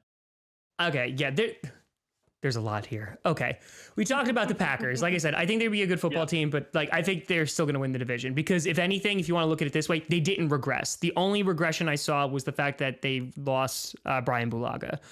Hopefully Ricky Wagner's okay, but it looks like there's a battle at right tackle. Doesn't make me feel so good. Whatever. Okay, you go with the Vikings. And I've seen both camps with this. I think the Vikings had an amazing draft. I think they had a very, very good draft. I think losing Stephon Diggs and replacing him with Justin Jefferson. Jefferson, I think he's going to be a very good football player. I think he's going to be real good. However, he's not Stephon Diggs, but 2, even if he is, he's not going to be there year 1.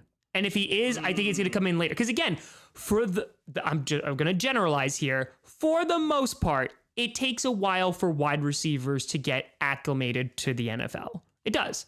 Right. Yep. So I think if you are expecting that offense to just come out firing on all cylinders with Justin Jefferson, I don't think it's going to happen. They have Thielen, who's still really good. They have Dalvin Cook, who's still really good. Their offensive line is still suspect. They lost Everson Griffin, but they replaced him with Ngakoue. I don't know if you saw, but Danielle Hunter is out for 3 weeks on IR. So that is massively going to hurt them, especially for those first 3 weeks. I don't know their exact schedule. I know obviously they play the Packers first, but that could be devastating for them. Their safeties are really good, but their corners are very, very young and inexperienced. So I think, they could take a step down. I still think they're going to be a good football team. I think their defense will keep them in enough games, with Dalvin Cook in that running game. If he can stay healthy, they'll keep him in enough games. And that's where I think the Vikings are. So yeah, I think second place is probably accurate for them.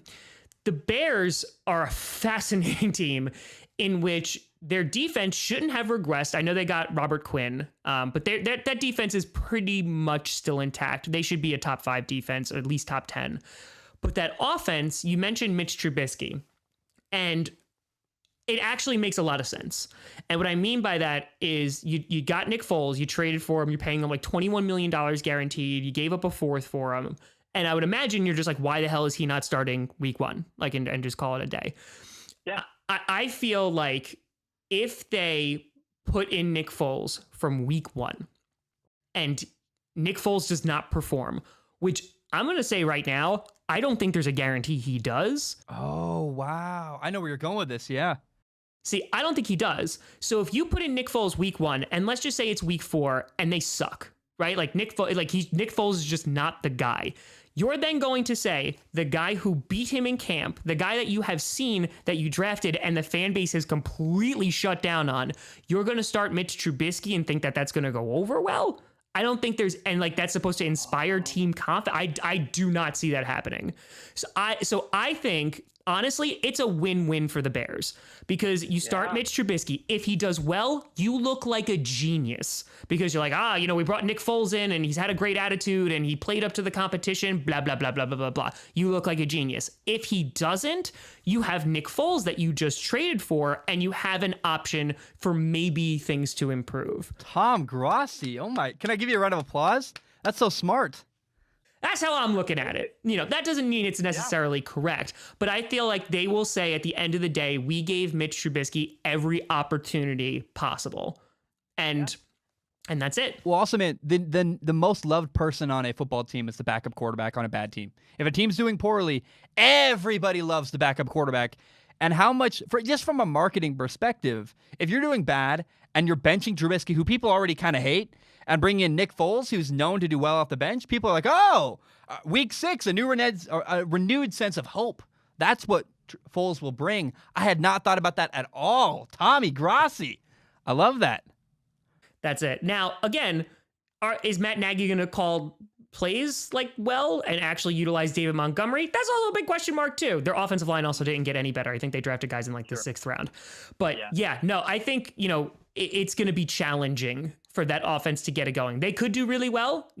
I don't think they will, but I think that, and as I've said a million times, it's not all Trubisky's fault, the reason why the Bears struggled last year. It's not. Trubisky was a part of it, but it's not all his fault. And I think that if you think just replacing the QB is going to magically fix your offensive line, your lack of running game, your terrible play calling, I think that no, I don't think that's the thing. I think that you'd be better, but I don't think that's going to magically fix all of your problems. Like if Nick Foles gets hit, the guy who has not played a single full season in his entire career, I mean, how can you have confidence in that? And put it this way, I love Gardner Minshew, but the Jaguars threw a crap ton of money at Nick Foles and chose Gardner Minshew over Nick Foles, who they just traded for. And then they put him back in after he got hurt and he sucked. So for me, that does not inspire a single drop of confidence. But again, you never know. Different team, different surroundings. Nick Foles has pulled off magic before. So I wouldn't doubt it. And finally, the Detroit Lions. I think the Detroit Lions have the potential to go to the playoffs. I do.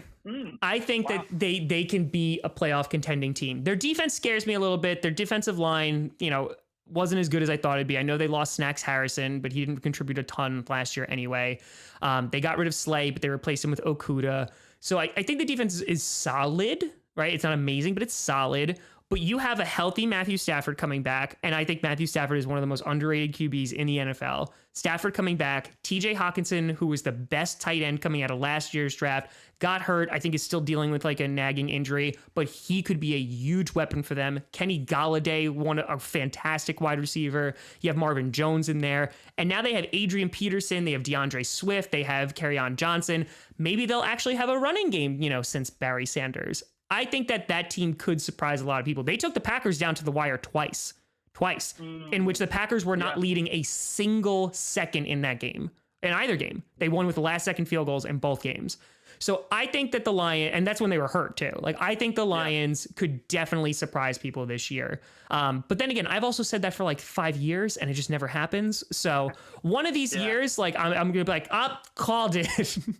Well, I feel the same way about the Cleveland Browns. Keep saying, "Oh, the Browns, they're trying, they're getting better," and then they don't. It's like it keeps being a false start. Do you think? And I know we're running long, but I want to ask you this: if you have time, if it doesn't work in Detroit this year, do they got to move on from Matthew Stafford? Like, are they better off restarting everything and letting Matthew Stafford get to a better team? Yeah, I think you get rid of Patricia. I think you get rid of Stafford, and that's the thing. I think Lions fans are insane when they're calling for Matthew Stafford's head. Matthew Stafford has kept you in so many games. He's never had a running game. The guy gets murdered back there by his offensive line. You know, he's just getting weapons to throw to. Like, yeah, no, I like, you know, he had Megatron for a bit and like that like kind of covered up a lot of stuff. But yeah, no, he is totally not the problem in Detroit. Yeah. You know, I think that Matt Patricia came in and tried to make them the Detroit Patriots and try to make Matthews, especially that first year, try to make Matthew Stafford, you know, just be like that quick release throw, Tom Brady-esque QB when he has a cannon of an arm. That's not what he does. And like they realized that year two, you know, when they were like doing pretty well, they were technically undefeated. You know, they had a tie with the Cardinals. And like, again, then everyone got hurt and it all kind of like fell apart. But I think that if they put it together this year, I'm sorry, if they don't put it together this year, yeah, you need to start firing people. And it's not Matthew Stafford's fault, but I wouldn't be surprised if they just like hit a clear refresh, because Slay even said coming out that like they did not get along with Matt Patricia, because Patricia is like, you know, doesn't get along with everybody in that locker room. Yeah. He's like the Bill O'Brien, Bill Belichick approach. You know, I look at, as I think I have a fantasy in my head.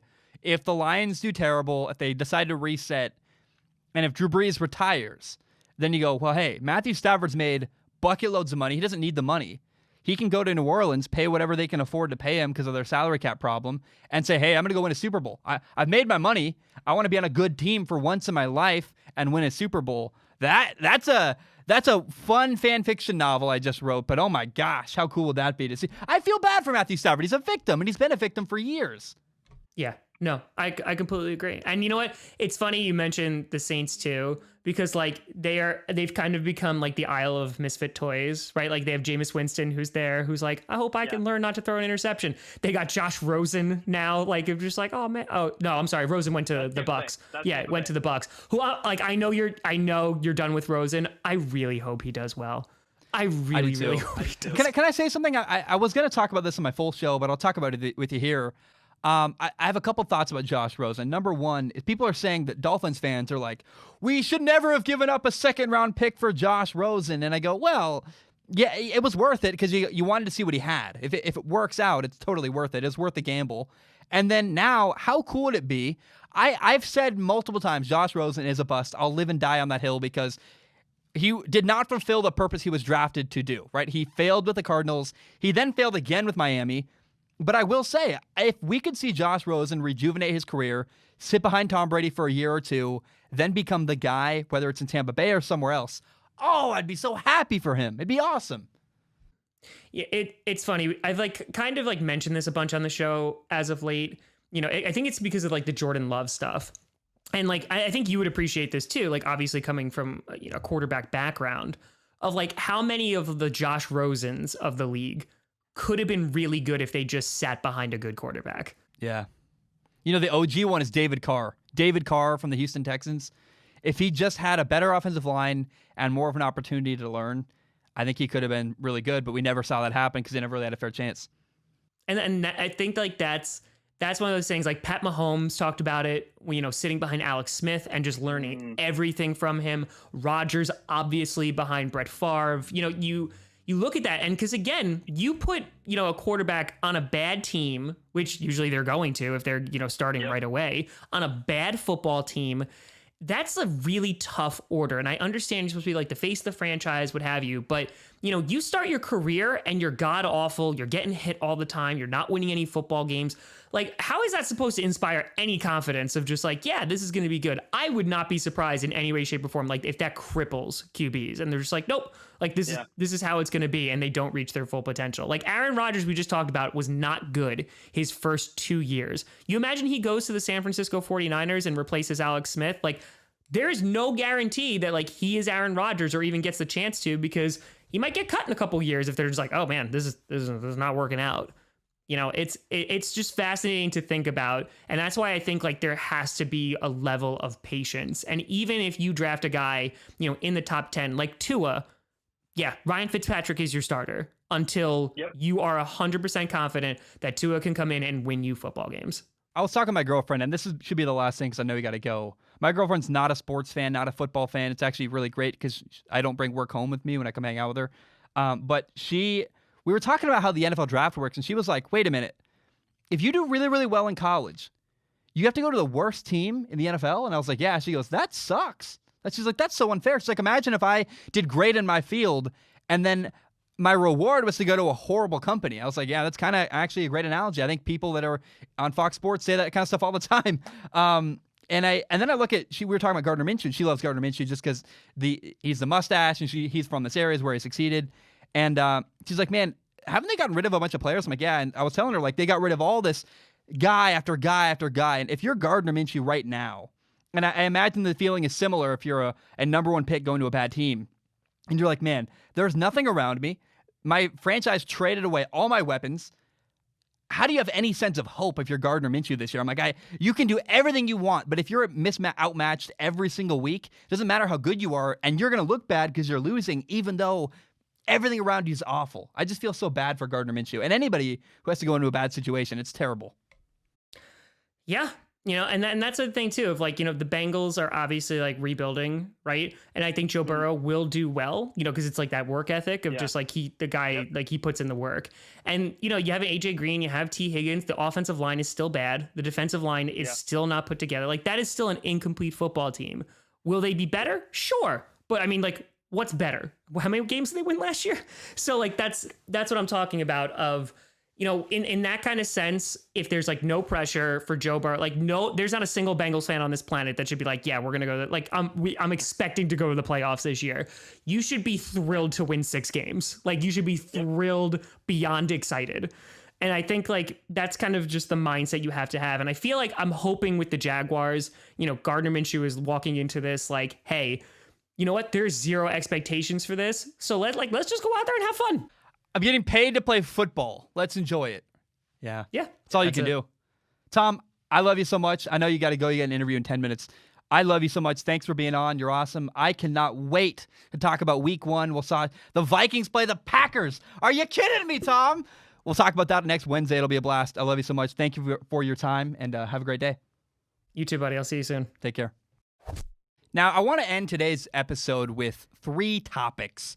I've buried them at the end intentionally. That way they're easy to skip. So if someone gets to this episode late, like if they're here after the Chiefs and Texans game has already happened, or maybe you don't like Formula 1, no problem. It's easy to skip. If you like that stuff, enjoy it. I talk about Formula 1 a lot. If you love Formula 1, cool conversation. If we're here before the Texans and Chiefs game has happened, you can listen to my prediction. That'll be fun as well. So tonight, the NFL season begins. And I cannot tell you how happy I am to say that. Literally, as I look outside, it feels like an apocalypse. I live in Portland, Oregon, the Portland, Oregon area. And there's smoke everywhere. There's wind like crazy, fires everywhere. And I just need a game like tonight. I need a game to both distract me a little bit and honestly to comfort me. I need something good in my life. Tonight I have the Kansas City Chiefs getting a very clear, very decisive win over the Houston Texans. And basically it boils down to the fact that, let's be honest, this game is a mismatch. I have no idea how anybody stops Patrick Mahomes and the Kansas City Chiefs offense, but I know this. The Houston Texans defense is not the team to figure out that formula. The guy I expect to have a huge day is Chiefs rookie running back Clyde Edwards-Helaire. He's not necessarily going to do it in the running game, although maybe he runs for like 200 yards and kills them. but I believe he's going to have a massive day and catch a lot of passes out of the backfield. He's going to eat the Texans defense alive, and the reason for that is because the Texans play a lot of man coverage, and that means he's going to have a linebacker guarding him in man-to-man coverage all day. And if you ask me, a linebacker guarding Clyde Edwards-Helaire, that's a mismatch. So Kansas City, they're really a more complete team. Deshaun Watson is going to be fun to watch. He's going to put up some points. He always does. I really love Deshaun Watson. But Patrick Mahomes is going to score more. Yes, because he's amazing, but also because, quite frankly, I've got zero faith in the Texans' defense, and especially not their secondary. I believe the Chiefs are going to win big tonight, despite the fact that Houston is trying to get revenge for their playoff loss last year. Again, I have the Kansas City Chiefs winning by a lot tonight over the Houston Texans because, in fact, in my opinion, this is a mismatch. However, I will say if I'm wrong, if I'm on my couch and it ends 42-43 and it's a great game, I'm not going to be disappointed. That sounds incredible. I'm hoping for a really fun, really incredible, really close game. I'm just not confident that we're going to get that tonight. Okay, this topic is late. This topic is much later than I would have liked, but I have completely been overwhelmed with NFL predictions. It was something I needed to focus on, let's be honest. In the scheme of things, the NFL is what really helps me make money and what people want to hear from me, so I really couldn't find time to prioritize a small F1 topic that's not going to get a lot of views and not going to get a lot of interest on the podcast. But please know that for the rest of the year, from here on out, I'm going to be recording a podcast every single Monday, and that's going to make F1 race reviews happen way, way quicker, so take comfort in that. I love F1, man. I'm passionate about it. I follow it, and I talk about it because I'm passionate and enjoying following F1. It's one of my favorite sports. It's really like football and then F1. I love F1. And so I want to talk today about the Italian Grand Prix. What a crazy race. It was such a blast to watch what happened on Sunday. I have never said this before. One of my favorite things about Formula One is hearing the words, "It's lights out and away we go." It's in that British accent that I certainly cannot do.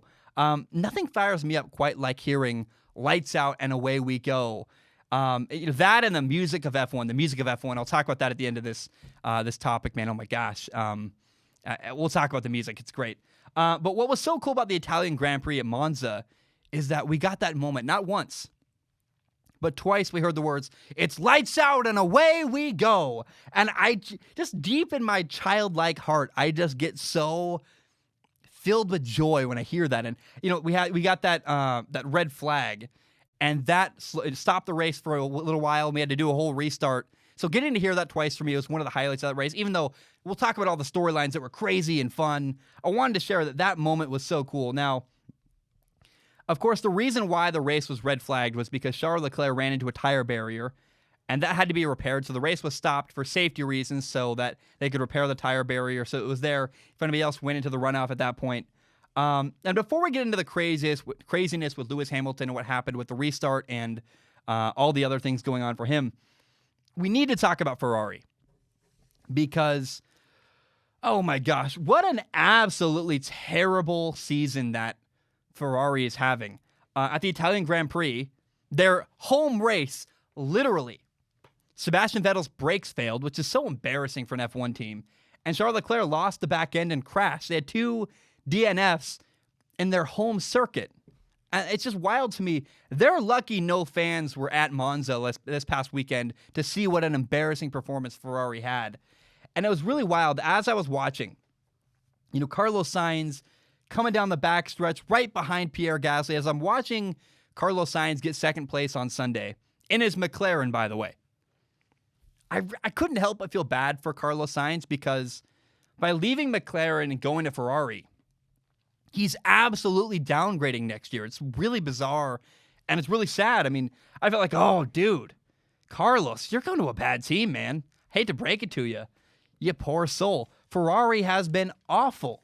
And even weirder, they refused to fire Mattia Binotto. They've talked about, Ferrari, the owner, I guess. Somebody gave a quote, one of the executives at Ferrari saying, "We're going to keep Mattia Binotto. We want to have continuity. We're tired of people getting fired so quickly." And I get the the intention there, right? You don't want to be so quick to pull the trigger and fire people, but Matteo Binotto, it's been awful, man. The organization has been really, really terrible for Ferrari. I don't know how you keep the guy, given what's going on.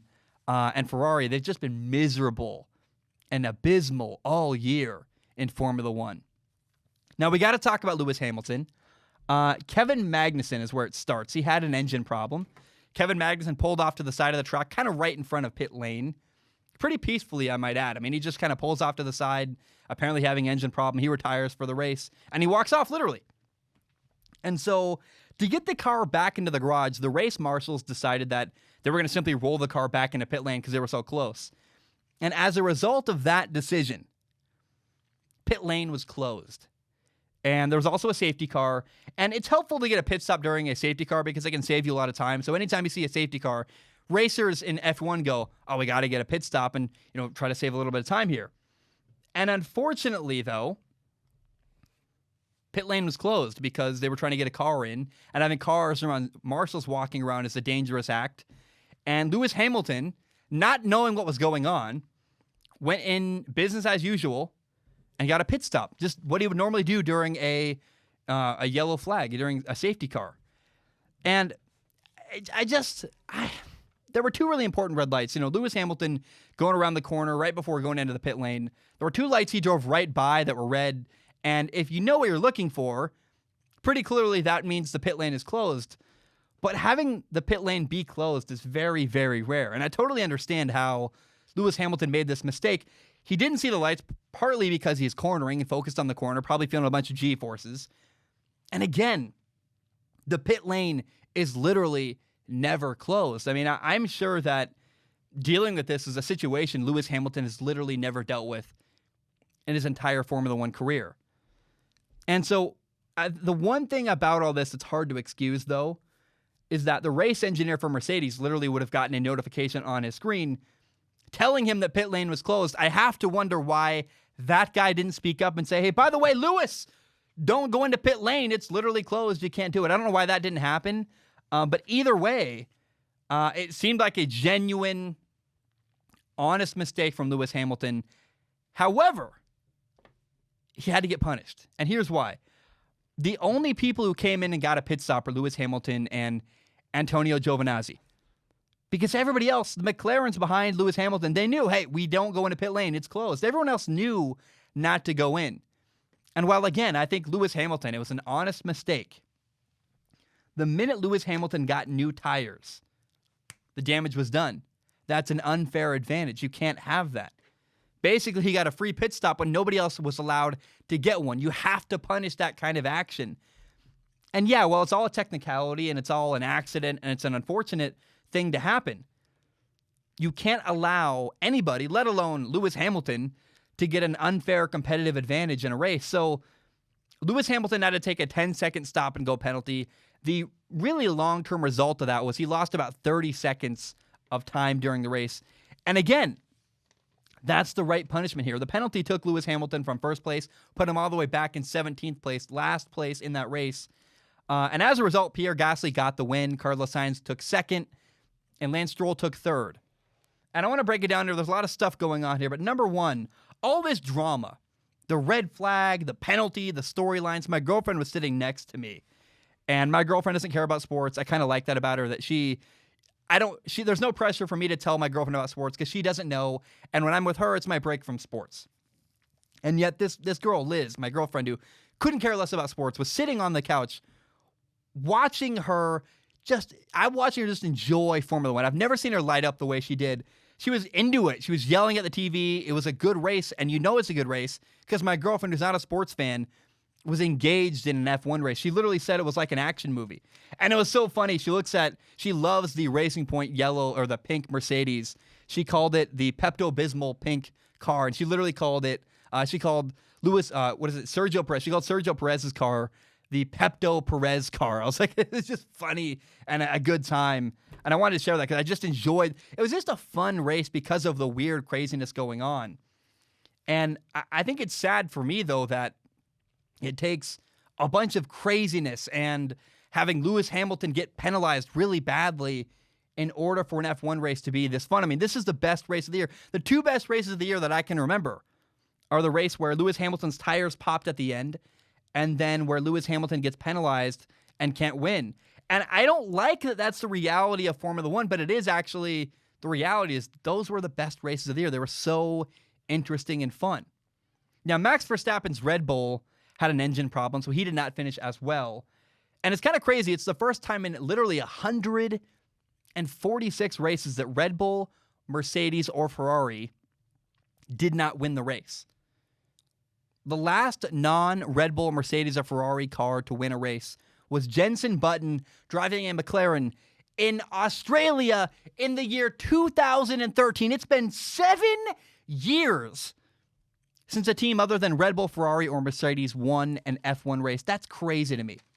Now, the last lap was incredible. Pierre Gasly was in P1 with Carlos Sainz right behind him in P2. And for me, the obvious best story of the day was Pierre Gasly winning an F1 race, driving an AlphaTauri. There was so much vindication in that moment. When he won, and he's just sitting on the podium looking over Monza's track, my heart leapt. I was so happy for Pierre Gasly. Because if you don't understand, Red Bull has two teams. Red Bull has their main Red Bull team. Then they also own a secondary team. It's kind of their junior team, AlphaTauri. And last year, in the middle of the year, mid-season, Red Bull decided to demote Pierre Gasly from the main Red Bull team down to AlphaTauri. And, they were called Toro Rosso previously. So he was publicly embarrassed and publicly shamed by Red Bull. And on Sunday, what's so cool is that Pierre Gasly beat the main Red Bull car, and he beat Alex Albon, the guy who replaced him. How cool is that? It's so good for Pierre Gasly. I just look at that and go, man, they can suck it. Suck it, Red Bull. I was so happy for it, because if you've ever had a crazy vindicating moment, I've had that before. It feels so good to win and look at the other side and go, sup, I'm here. That's the coolest moment. Now, two things are really funny in all this to me.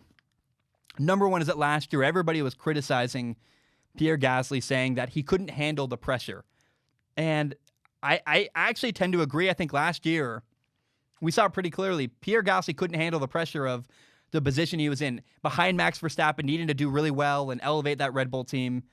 But on Sunday, that final lap, Carlos Sainz was right on his tail. And if Pierre Gasly makes any mistake in that final lap, Carlos Sainz makes a move and wins that race. Pierre Gasly, however, handled that pressure, that moment, incredibly well. Carlos Sainz right on his tail. He's got to be perfect. A lot of pressure in that moment. And what did Pierre Gasly do? He brought it home. He was perfect. I find that so cool. I think the last 2 years, the struggle that Pierre Gasly's been through, all that stuff has made him better. It's made him stronger. And that's one of the things I really, really love about sports, is that, Pierre Gasly's become incredibly resilient. And it wasn't that he wouldn't have won, but I think that, man, all this stuff going on has made him a better driver and made him a better person, and it's so cool to me. If he wasn't incredibly resilient, here's what I was trying to say, I guess, is if Pierre Gasly wasn't incredibly resilient, we wouldn't have seen him win on Sunday. The fact that he's been through all this stuff, the fact that he can now handle the pressure, iron sharpens iron. He's been molded by the pain and the struggle he's been through. That, to me, that's the human story. I love that. Now, the second thing that I find really funny is that one of Red Bull's biggest problems right now is that their number 2 driver, Alex Albon, simply isn't performing well enough. And the fact that he's actually getting outperformed by Pierre Gasly, not just this race, but multiple races previously, the guy he replaced, that's a big statement. That's a big storyline. This is also very important, though. I want to say this because you use hindsight 2020 is a thing people say all the time. What that means is, and now that I know 2020 is kind of a crappy year, maybe we should change that to hindsight 2015 or something. I have no idea. That's a joke, a bad joke. The reality to me is that if Red Bull had not demoted Pierre Gasly, maybe he'd be awesome. Maybe if he'd stayed at Red Bull, that main team all year, maybe he would be incredible this year. But I think the truth is that the struggle he went through, getting demoted by Red Bull, being publicly embarrassed, all that stuff he went through, that setback was what he needed, I think, to gain a bit of an edge mentally and emotionally, where, weirdly enough, the pain he went through of getting demoted actually made him even better. 2 weeks ago, Pierre Gasly got Driver of the Week. This week he wins. And I'm so happy for him. But I just want to say, I think he needed to get demoted. I think he wouldn't be the racer he is today if he hadn't been demoted last year, which is a weird roundabout way of saying, like, I think you can't say, well, they should have never demoted him. Because if they hadn't demoted him, he wouldn't be doing as well as he is now. The final thing I want to say about this weekend, it was such a great time. This really stood out to me this past weekend as I was watching F1. I love the Formula One music. I can't be the only person out there. I can't be the only person to say this, man. Like, you have the drums like dicka-dicka-da, dicka-da-da-da-da-da, da-dicka-da-da-da-da-da. Okay, first of all, I can't believe I just did that. That wasn't planned to go into this weird, long... Is it cringy? I'm going to leave it in. I don't care. It's fun. But I can't believe I did that. But you know that when you hear that music, you're like, da, da, da, da. For me, that moment watching Formula One is just like the coolest. Oh my gosh, it's so much fun. I love it. Where I do it in the car. I can't be the only person who listens to the Formula One theme music in the car. You go to YouTube, you type in F1 theme music. They got literally like the live orchestra. And it is dangerous. You put on that while you're driving your car. If you wear like gloves, it's even cooler. Oh my God. Again, dangerous, but so much fun. I go way too fast and I have a great time doing it. I can't be alone. I can't be the only. Tell me I'm not the only person in the entire world who sometimes in my car turns on the F1 theme music and just has a good old zooming time. I just, for me, that music, when I hear lights out and away we go, and then the F1 music kicks in, like, da, da, da, da, da. Dude, it's the coolest. For, like, my skin, like, my hair raises on my arms. I'm just like, what is it called? Goosebumps, I guess. I just get so excited. I love that moment. And to me, I love F1, man. F1, Formula One is such a cool sport that I know my Americans here. I live in America, obviously, and nobody here cares about it. And it's like, they're missing so much. It's like, guys, get up at 6 a.m, watch the race, pay attention. F1, such a cool sport. So many good things going for them. And it's only going to get better as years go on and as F1 makes slight little changes like a budget cap and all this stuff. I just am so in love with Formula One. I love where they're headed. And it's just a sport I'm so into. And I'm just a fan. And it's just fun to be a fan of a sport and enjoy watching it week to week. I want to end with this. There are 3 big stories right now in F1, and I want to talk about all of them at once instead of trying to make 3 different topics and whatever. Number 1 is that Williams has been sold. So the Williams F1 team was sold to an American investment firm. I'm going to try to get it right. Doralton Capital. And I have a lot to say about this. Number 1 is that Claire Williams has resigned. Her last race was in Italy at Monza. Claire's dad, if you don't know, Sir Frank Williams, is the founder of the Williams F1 team. He's 78 years old. He doesn't seem to be doing very well every time I see him in interviews or just around.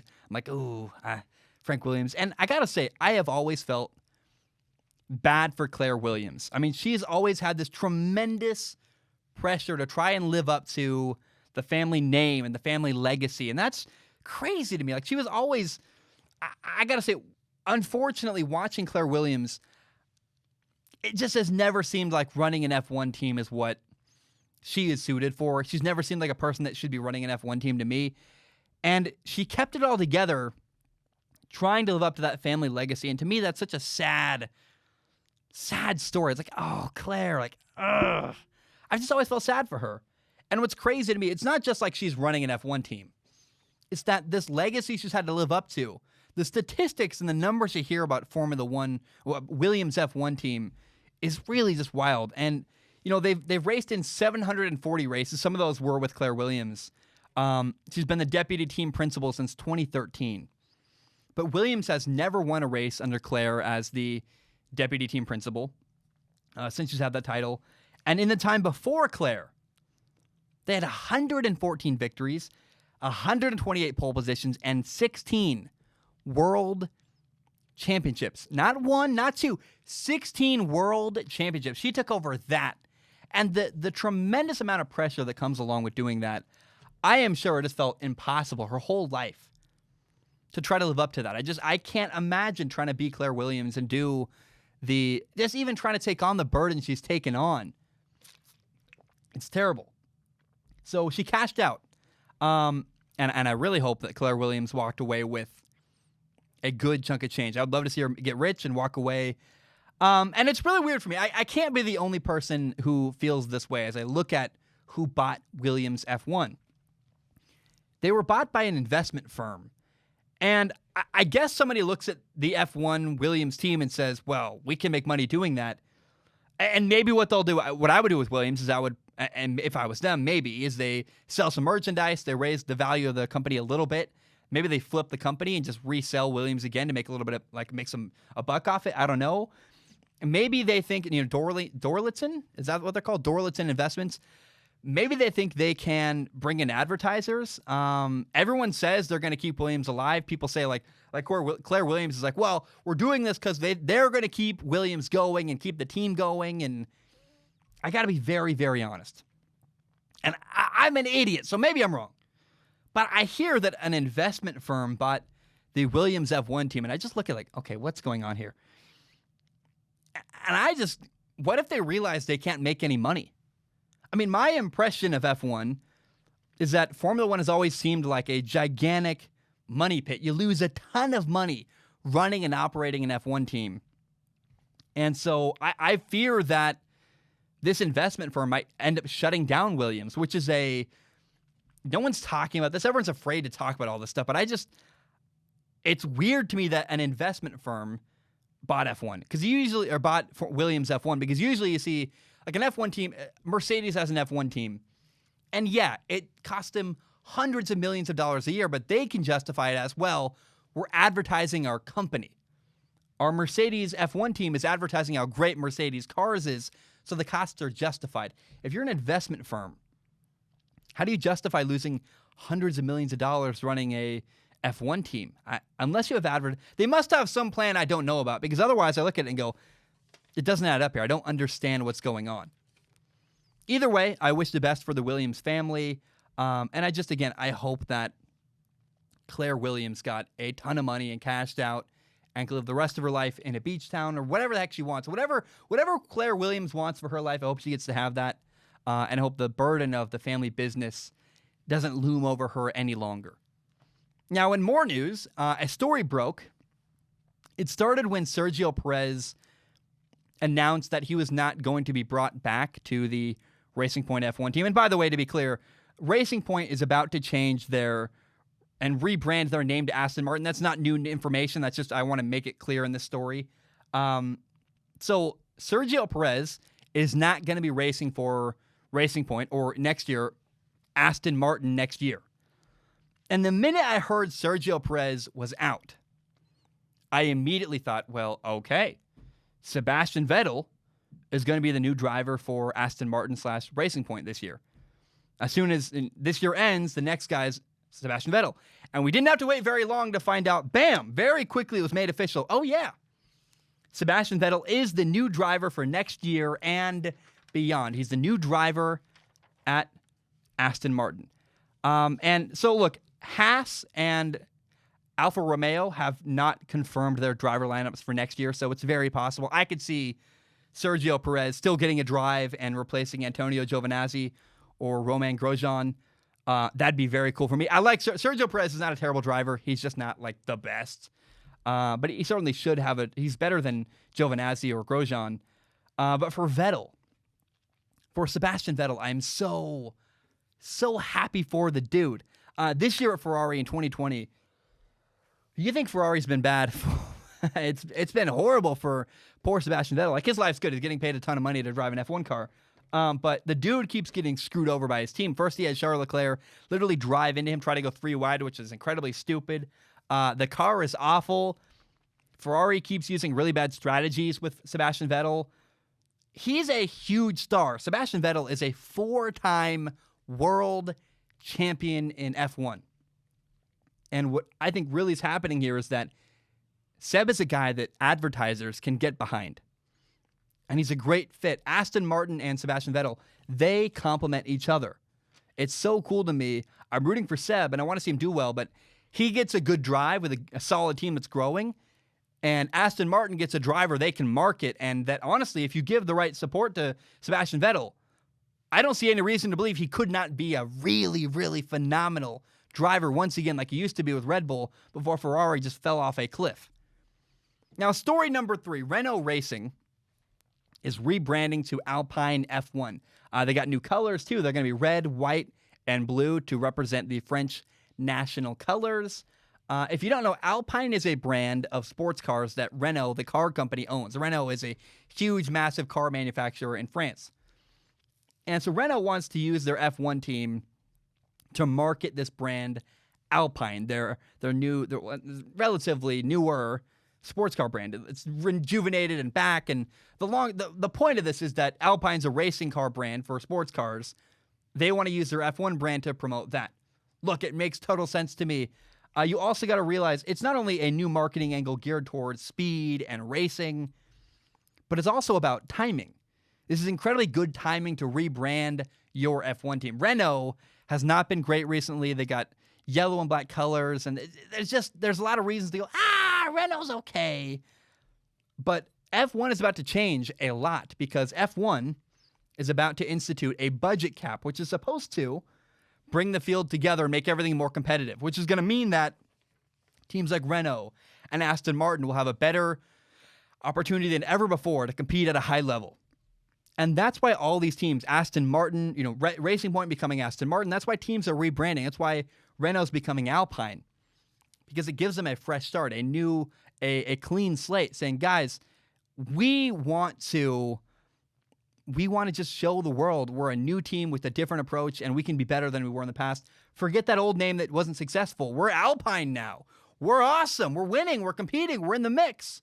That's what I think's going on behind the scenes with Renault. Guys, I've said a lot here. I talked about Claire Williams. I talked about Sebastian Vettel, Sergio Perez, now Alpine Racing. I want to hear what you guys think about this stuff. I love F1. It's one of my favorite things. It's fun. Formula One's amazing. And I want to hear your thoughts. Please feel free. Write into me on Instagram or wherever you want to do it. Just not even for the show, for content. I just like talking about F1, and I have very few people I can talk to in my life that care about F1 along with me. So please, if you have anything to say to me, just find me on Instagram. We'll have a conversation. I love F1, and I'd love to hear your thoughts because for me personally, talking about F1 feeds my soul. It's so much fun. I love it. It's a blast. And I think you guys, if you're listening to this, you certainly like F1, and you can relate to that as well. Guys, that is all I have. Thank you so very much for tuning in. I hope you have a great day. I'm going to hang up, end the podcast, and get this content out to the world. Hope you have a great day. Bam, we are done.